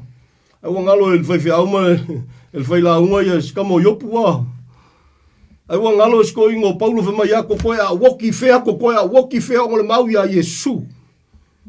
Ai le foi whema i o le me sirina ati ngā ai o lo walofa i le kalesia po a mai. Ai se ai kaunga kare kau o le kalesia le su e mea ko kelo ka kou in Jesus name. Amen. Ai le i fai kau le fai whia ngai le pelo sfutasi whema ia so le whia i vanu o ofu pa o mangu fia aima fia vengu a le ngofo kama i fia fale ko ngafale rua ke i fai ka vale kaunga ka lofa i e kalesia le polonga. Using the scripture in Jesus name. Amen. I'm speaking against the spilling affect ka kuma polongai. Not you as a person in Jesus name. Awanganga lang ol kau e fale nganga. O kou satani mga luenga fai ingal pauluri, you are defeated forever. Amen. It is written, nangol kau e fa le fal tino fale nganga. Tate tala noa tula, tate le tala noa tua te orwhai whiaule ke whaalongo mga ke leu skai, kalonga kuia nganga ngake whakanga inga ngake polonga ai ngake le loa. In Jesus name. Hallelujah. Amen. Fo ia le vi inga ia te mawha whetai, le nofo te talo. So se Samoa lo mantuana i pol kalame. Wha whetai atu fo Samoa e leo fia ma, ia poanga upo lafa mai. Anga lava e kila ule ki o, so pe iau kafa. Ia lofa Yesu ia joy. Hallelujah. E wha maoni le lofo le tua ia joy. E te le lava tia to salo a ngai mai. Malie lo loto. Samoa le atunu pele. Tatu te le lava tia. E lofa Yesu ia joy. Leo se tala ingo se lotu. Tala no ia Yesu malona maliu. Wana o Yesu lava le tali. O le nei. O la ngala tatu fai se talo lo matu tua whaftai te lea. Tama. Hallelujah. Whaftai. Al whafteia mal whamaulalo lo mātou atua ngā tia le whatau waa. La upuna tau alanga ina le nea fiafi tamā. Tonga tāle tau le tangata tamā. O lo soifua Iesu Keriso na whaai. Si tia mal whamaulalo ia te oe mea umalo mātou atua. Lo fina ngalo lo whai whatau lua e leo le loto o le tangata. Awa no te tala e laua fiu, o mātua tua mo siu mātua tunu pele o Samoa. E whaafofonga ai ma bala malama ai ta mama pupula i o lato mata i lau upamoni. O nao Iesu Keriso na whaasa tau ina le tali o so se tangata soifua. I so se mawhatianga, i so se avenga, i so se whaafitauli, i so se mai. O nao oe le tali Iesu Keriso. Si ti atu si o mātua tunu pele o Samoa i o na vaenga sese. Whainga malo i o na taitai. Si ti atu lo mātua tua si o mātua tunu. I o mātua inga le tino ni wōni e masani. O mātua tua si ti atu leo noa. Mātua te whamoi moe ma whatua tua i ato oi. Tal tonu i laua fio lo ola lo ngalua la upu e le foi fua. E le maliu fua lo wala pele. E la vea ina lava e whaasa lo tu ina lava ola o soi fua nganga. Mo lo malo mo laua fio. Awa lava bale loto le tangata tamā. Si ti atu i lato uma tamau e mantua nei por kalame le lato te talo. Ai fuini e o lo le fia tamā. Fai le nei por kalame mawhili o no le malamlama mga luenga fai ina al pauliuli o lo fata wasoina i lato. In Jesus' name. O mātua tua whamal mole whapupula i lato mata. Nei o lato wola i fo e tusa mala upu moni. Lei pulengo le tiolo mātua tua. Talo si ti atu i lato uma i o aolofa. Ane ngā teile au au no male. Ai ngolo tiutele nea fiafi. Si ti atu le au no i o aolofa tamā. Le whangaloina i Israelu i te talo. Si ti atu i o aolofa e tusa i mala upu. Iau perfetanga i lou lava taimi. Lau e kalesia na whatawina i lou toto Iesu i so se ngangana i so se lanu. So se tasi o salamo ma whatua tu atu i ate o Iesu Keriso. Si te atu i o aolofa tamale a uso. Nga te Samoa, Australia, New Zealand nei. A uso foi nei tamā o maola whatawa ma le whanau. It's an honor to serve you, Father. To live for you. Le ngatele nei o laka. O le o latali. Tu mau ia te oile vi inga. O le whamanu o le whani neinga. Whapte tele lo mātu o tua nei maso uma. Ala lo wala pele o Iesu te talo o le whapte tele. Amene. Ma amene.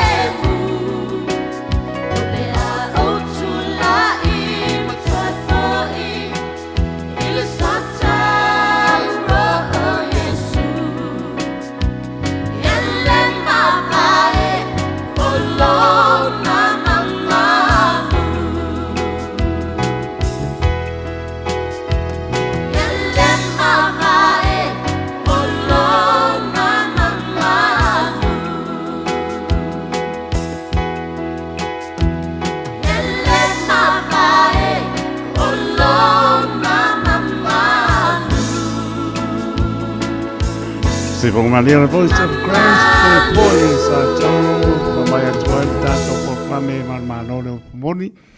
Pastor Ditch Salpea marpatoa Tania, Fuatia Marmunia, Leo Tapina Maya.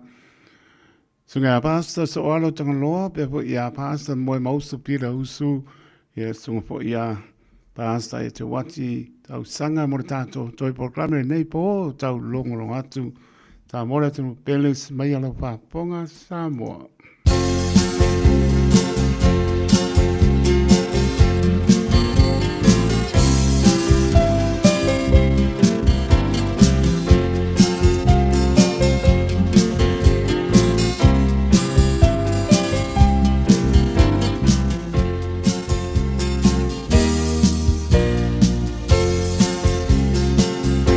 Te longo longo atu te alama le tala lele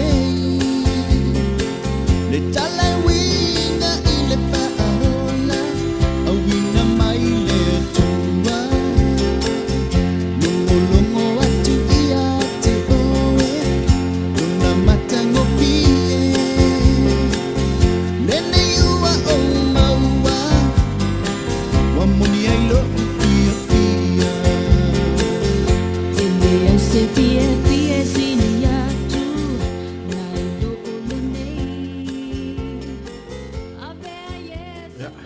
talo fatu le nei por kalame o le tau longolongo ia wala ile afiong pa ia le tua fa felo yatu nei asa ile suafa mamalu o tato li ingo tato fa ola Yesu Keriso i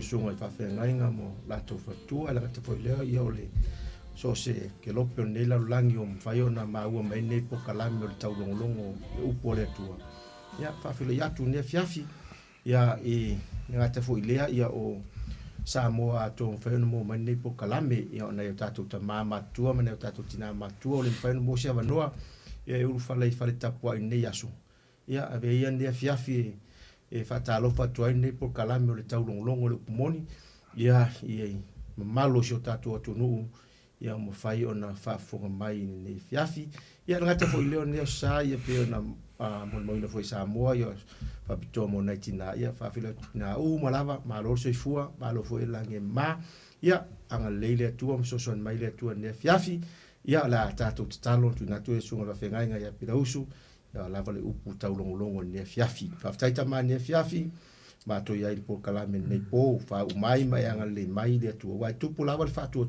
il tau longo ia wo fiong pa ia le tua wa tu po ile ola ma le upu moni taro lava ta ma fa monia se mo to no Samoa mo fa ma ua fa fonga ne fiafi i de nei po kalame ia i luanga le ma fa monia nga mata i luanga pa ia ne fiafi lau fa unga fa ina foi i lau fa unga ma fa monia nga fa le nga ne fiafi mo mato lo lava soafa Yesu amen amen ia fa talo fa fo i nei a fiafi to e ko luai tu la ia nga umole le sa ia whaatara whaatu ia ma whamanuia te fwoi lea so tina i nei lea fiafi. Muna te fwoi ua alu le nei aso e whaafonga i whaau moile. Lea fiong pa ia lea tua e whaatatau lava mo tina ma le whaatau eina fwoi o le nei aso whaapitoa. Ia o le tāua o le aso le nei e mana tua inga luenga le lea tina o lo whaia. E ia le tamaita e ngo ia Anna Jarvis. O ia lea sa ia amana ia nga luenga le leia lona tina sa fai.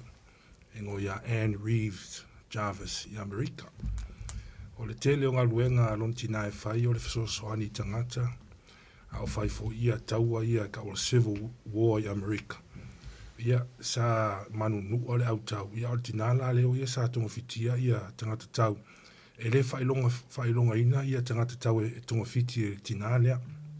Mai tau ala e na tam. Le ngā lue mālo se o lona tina i tele o me whaile ngata i le whale leo a inga, o le soifua mālo lo ino a inga, ino uofolo na ola, ia malona mālo si atoa malana ngā waa.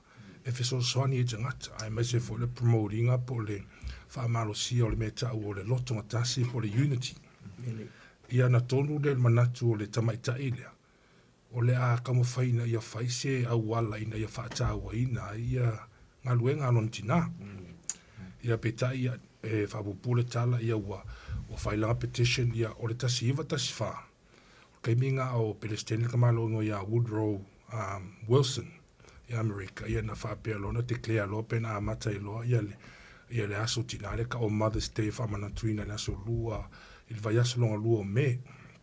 Lela iei fu ia male nei a fiafi po le nei aso. Whata ua ina inga luenga le lei e whaia e tina i tutono a inga. Ia o te manatu foi la o le aunga foi lea ma le winga o le pose fe au foi le nei a fiafi.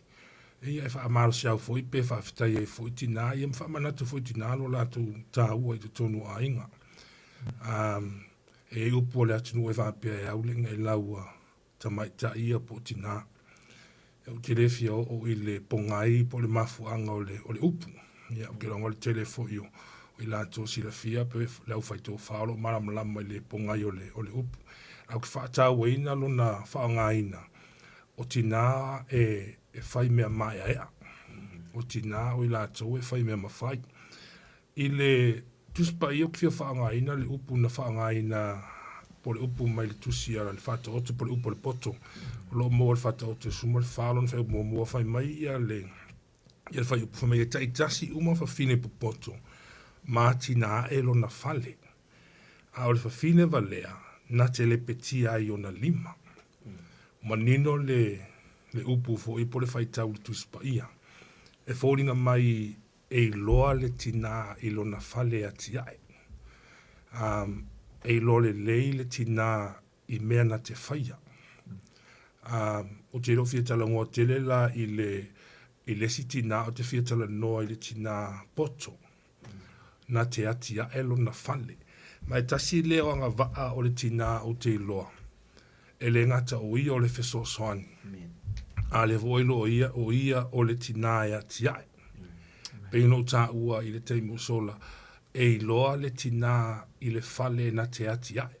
Pelo tala nola i le whale fo i le no nofo i ai te tono lona a inga. E na te iloa o na fausia lona a inga. O telefo i upo le poto po upo Solomona o lo whata tau le tina a mio le lei. Mai o tina a mio le lei e sili lona tau i penina. E le tongo tā umatina. Pea whaarong longo le whai tau lea. Ai pe furinga mai o le tina a mio le lei. O le tina anga e tongo tā. I winga o le whamtalanga ale poto. Le fo i lai whai mai upo le poto o le tina e mamao le mea mai ana o loa. E pese wa whaatau e mamaole mea mai ana o loa. Ai e whai mai a o ia so maluluna te suina ia ofu lino a watai me malulu e le ma li lili lana whanau ia malona tani. Ai loa fo i le tani le saufa inga o no ananga luenga e whai o tina poto i loa na tiae. Whitala noa i fo i la i tina ia to lua o Naomi Maruta. I le mata upu mua i le amatanga o le whai upu. E maa lia le whamtalanga e uma i fo le whai upu longa lima. Ua uma i ngale a ingo Naomi. Whai mai ia upu o le tusi, whai mai i le amatanga o le whai upu, whai mai sa iai i aso le whamasino na whamasino, ai lato e whamasino. Ua mativa le nu. Alo iai le tangata ua ia utulai ma avelo na inga ua umau i Moapi. Ia ka umaro le ino le tangata i whai upulonga lua o le ingo ta malo e meleka. Ia o le ingo lana vā o Naomi. Malana whanautu o lua o la ingo o maalona makiliona. E o mai le tolu whai mai uoti e meleka. Whaka tolu whai upo le tusi ai uoti e meleka. Ai watu toe na altinale o Naomi. Malana whanau e to o lua. Ngā umole ngā whai mai ua whai a vā ia whanau e to o lua i whawhine Moapi. O ruta le ngō lesi a o repa le ngō lesi. O mai lesi whai mai ua whioti i la ua. A ua to toe nei na altina. Ua oti lana tamai to o lua. Malana tane. Ai pea mare se fulu tau sanga talu na nofo i ana tamatane. Ma tamai tai ia Moapi to o lua. Nā le winga u whamtalanga ina i le whamtalanga lea. O le tina ua makua i le ai a mase me o te toe. Ua umatu le tama, umatu le whanau, ai toe o whawhine Moapi e toa lua. Ai mo le whawhine i loa o nā tia elo nā inga, i le ai o se mea. E no o lesi ua whaaina, a tonu o whaaina, tonu o le ainga, via le ri. A le wha malosi langa e le wha pea e manuia i pepe so longa le lei mea umai tonu le ainga. E le te mea lua lua leise mea ia a veo e matina e loa ti ai. O le tina poto e loa na ti ai lo na inga. Whai mai la le tala. Ua wha alongo nao, ua toe asi le atua i le nu. O na tonu le manatu le tina. E ta tau ono toe fo. E ka kaungo koe fo i o i lo nu. E le manatu na omi le tele o whamatalanga o le awhai atu ia te iha. Na whapela na tala o te ta ua o Naomi e ta o maralanga ua ona me ua whai le atu ia tea. O au sata mao a inga sa tele mea a le koe fo me man mativa. Anga osi mea ngā e awhoi. E whasia ia manatu ia tangata o ngā ia manatu.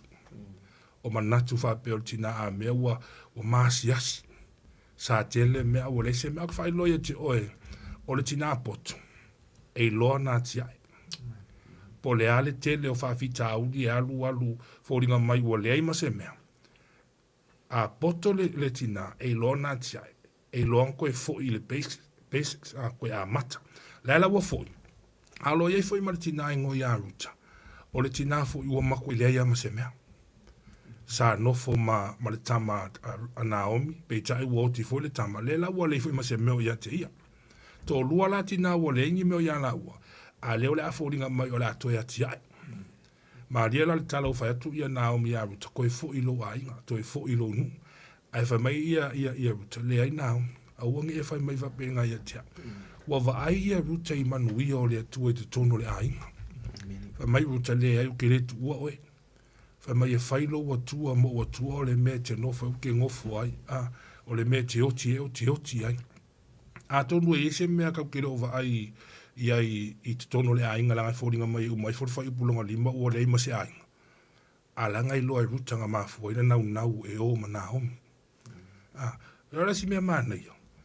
Ina o toi foio e le kere whai kau kwa le tuske lopi whawhenga ngepenga whai tau. Kere whai kau kwa le tuske whapea ngā watu ia Naomi o whapea whawhine. A mea fo ilea ka maa loa e mele ka male ave fua mātou i o. Le se mea whapea nā whai tau wani. Ayo, tasi ngā vaenga e ngoa whainga i aina. Ama kore whawhine le whai mai o le whawhine valenga ke le peti o na lima. Te lo isi kaimka ki whalongo longa koe. E alu le tina tala norma le tina whai mai si o ka māloa le se anga lava. Vore ka māloa i pa ie. Vore ka māloa i whiua e whai aku. E whiua e whai aku. Ai pie. E roi, o ngā ua e ngofo ma le peti lo wainga. Po ame tu tupu i tu tono le ainga. E kere alu fua whai se tala i lesi tangata. Po lesi tina. O isi fo i ainga pi o mafua o na whese se aili ta māma le tina. Ia ongo lunga lava le malamalama o lesi lesi. Ai mai e upunga e ta ua le te ino peteri mo peteri tau pe whawhitu o le vanu. Whai mai ua lata mai le nganta anga o le mele i o tau whautauta i mamatala i te talo. Whai mai ia mua i mea uma o na lofa nau o le tasi awa o le alofa i ufi ai anga sala e tele. Kasi le whai upo e kele ngā pia awise se le whaungenga. Ai ke loe, o le wingo le melo le alofa e ufi ai anga sala e tele. E kere kango mai kau ia se o lista ngata. Ki ngā lea whainga, o ngō le alofa nau e te kango i whaangalo le se o lista ngata. Pe ngā whai mea linga manuia tono ainga. Tina i olisi tina i mai tau wale telo se sea al tamale ainga. Ngō o lora kebe pisa mai langa o yanga e whai mai lea malea. Ai jere o le alofa e ufi ai wha le tono le si aia o le alofa. Ke loanga e se le alofa o Naomi ai meleka. Ai le wato e fo ingei o i petele ema i efarata i petele ema. E toi atia e le ainga. E koe fausia le ainga. Mole tina poto. Ke lola o le whamanu yanga le tuona ia Naomi. I le whai upu muli whapea i le saunoanga ato ina whai mai. O i lato umana i le whai totoa mato e ina. O whapea le lato utala. O mātou te muli mau i mea ia. Mātou te muli mau i mea ia. Aisea, ua mai tau e tangata o le nu. Naomi Maruta. Ma le lao mai e le aise mea. ai mo mo tangata e poto e loa na tia e wa mata no fa ia ina le a inga te tonu Betelema ma ko le wo fo i me wale se mea a le wo mai ko vai tangata wo fa manuia le atu le a ingo Naomi Maruta fa mai lo ma le tala tangata fa mai o ma to lava ma to te mori mau ia mea fa mai lo ma le tala ia Naomi o le fa fine le sau te tonu lo a inga ia a vea o ia e pei o Rasela malea o e na tia ele a ingo Israel ma na ia yo ko inga famtalanga a e ave se tina sa sau ele se mea al tina poto e lo na tia elo na inga fa me la fa manu yang o ia sau noanga to ina ia fa ma ia vele fa finale o sau tono lo ainga ia pei o Rasela malea o e na tia o e na tia ele a ingo Israel ia pei fo ilo a ingo le a ingo Faresa mata mara o vai lo le so ongo nga fa te lo ele mena tupu i mele ngalu na o mia fo me wole ai se me la na ia sau no nga me wole se me a lo sau ko ya tia ele a le o mai Maruta a le o mai Maruta o le fa ingo ele tusi ya ruta o le tina mo api a ele ngata o fa manuia ai le atua ma fa tusa o ia o le tina ya tia e be Rasela malea a ia bei fo ilo na ingo le ingo Faresa mtama o ilo e tama o tama o le fino nu ese ai wa ia tu tonu le ngafa o Yesu Kiriso nga o fo ia tonu ina rute le ngafa le ai sea e lo sostina poto la veilona tia e ala na iloa tia e o no la tia e fa tasi male atua fa mai po le fa salamu a fai le tia e Jehova le fale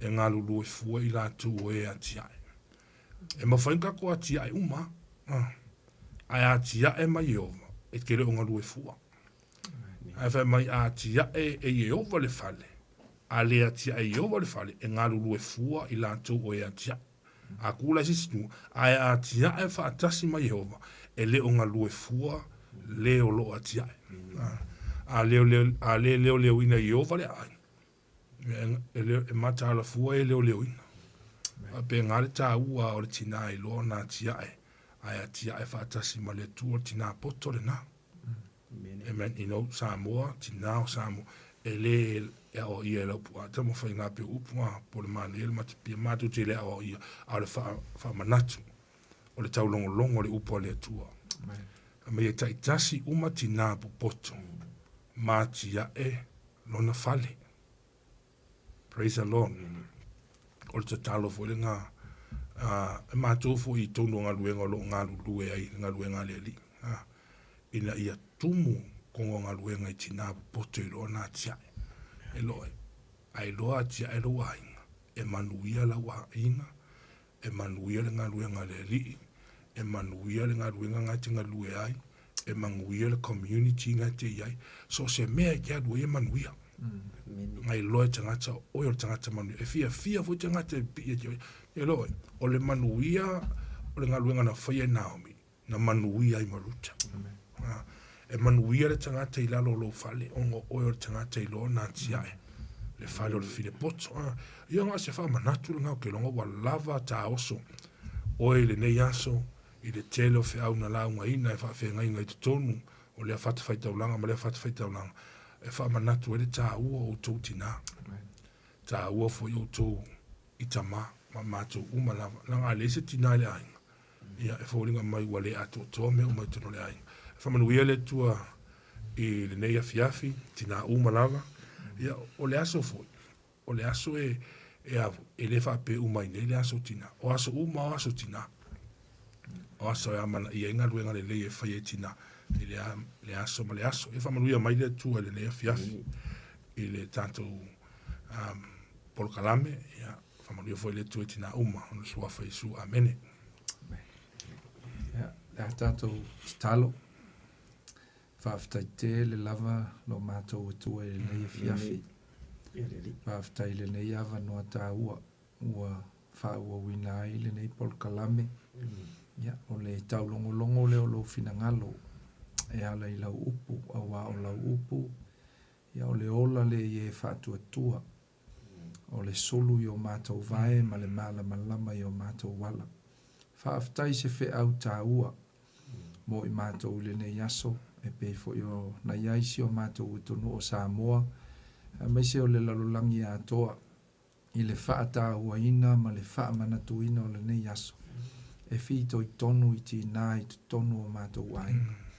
Whaaftai e o mātou loto le ali e ono ni tina ua e au maia. Tonu o si o mātou utunu i tonu o ainga. Ai mai se o lau whe au ma lau tala le lei. O lau fionga i le nei po, o lau fina ngalo fo i lea ina ia avea tina, o ni tina e po poto le ali ie. E tusa o lau lava fina ngalo lātou te a tina e, to tonu o ainga o whaala potu potonga, ai mai se o lau fina ngalo e ala i lau e kālesia. Le ali ie mātou te whaaftai ai au e wha maoni lau upu, e wha maoni fo i au wholofolanga. Ola mātou te talo i le nei e fiafi, ia avea lau a fionga ma wha manu ianga i so se tina, whai ona maua mai le li ie lau upu i le nei e fiafi, ia e anga le lei ma wha manu ia.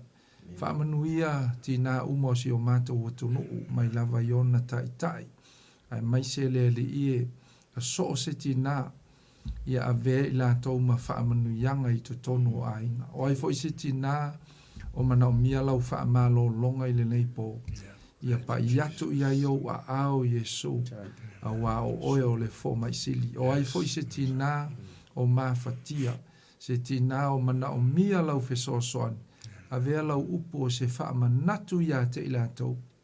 Lo la tau tā ua, e tusa ma lo lava finangalo, ina ia fai i la tau ma wha manuianga i to tonu a inga, to tonu o wha alapo to potonga, ai mai se lava lo finangalo le li ie. Na ia wha o ngā ina i pea i la tau. Me alofa ma tā leni ua e wha manuia ia te i la tau. Ia fai lea ma vi inga o la ua fio. Wha manuia si o mātou e tunu a toa o Samoa, ma iona tai tai le li ie, ia ai mai se o na tangata lau tele malona si o manga, ia malu tia iou a au alofa, le nei vai yaso ma ona fuafuanga, ia anga le lei lau o fio. A manuia fo i lau o fio, lau au na ia taito, ai mai se o le nei ia la leo ona o ava noa o lo mātou maua pea, e wha asoa ai lo fina ngalo i so se tasi, whai ma wha manuianga le le ie i si o mātou watonu o Samoa. Whai wa mati ute ma mea umole nei vai aso, mātou lafo i atu i ate oe le au nanga, i so se mea ma whai o na wha o ngā ina ai le soifua au nai mai solo mātou wolo. Ia whai a lo fina ngalo ai au o mātou loto. Whaafetai ta mai le nei e fiafi. Whaafetai a nganga pa ia wa e toi wha manatu lo fina ngalo mo i mātou. Tu mau ia te oe le vi inga, le wha manu ma le whanetanga. Nei maso umai o i le wha vau e wha vau lava. Amen. Amen. Praise the Lord.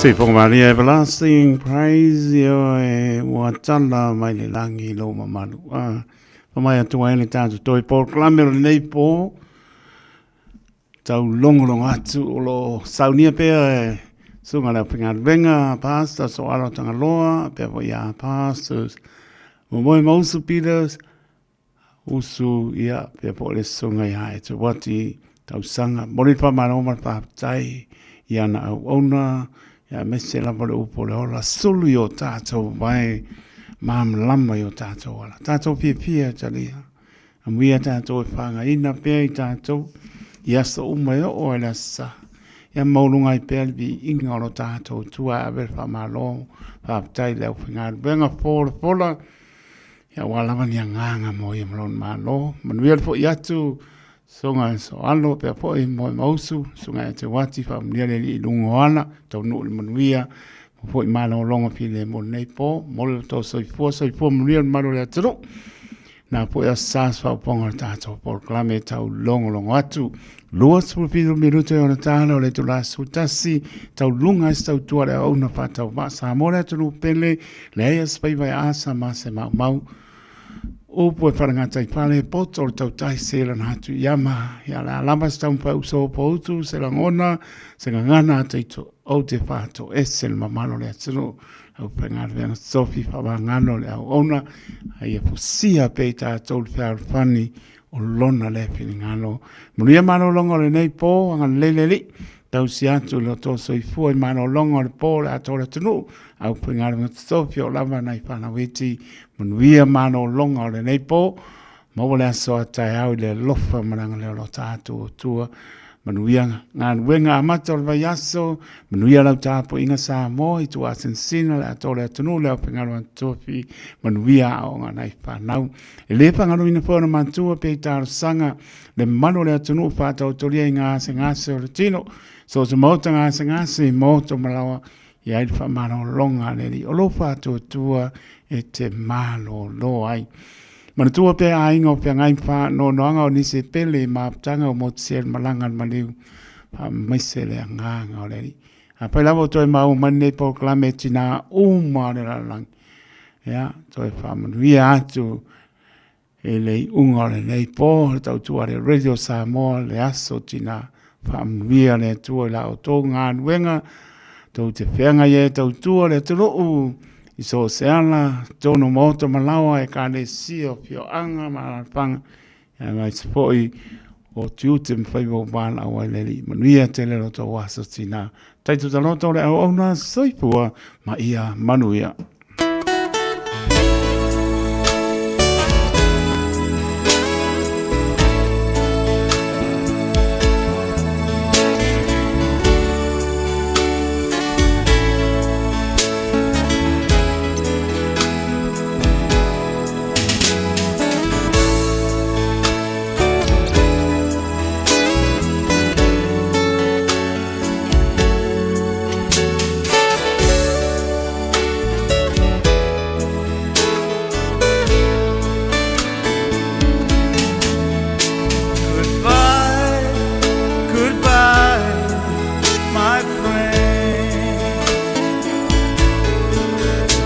Goodbye.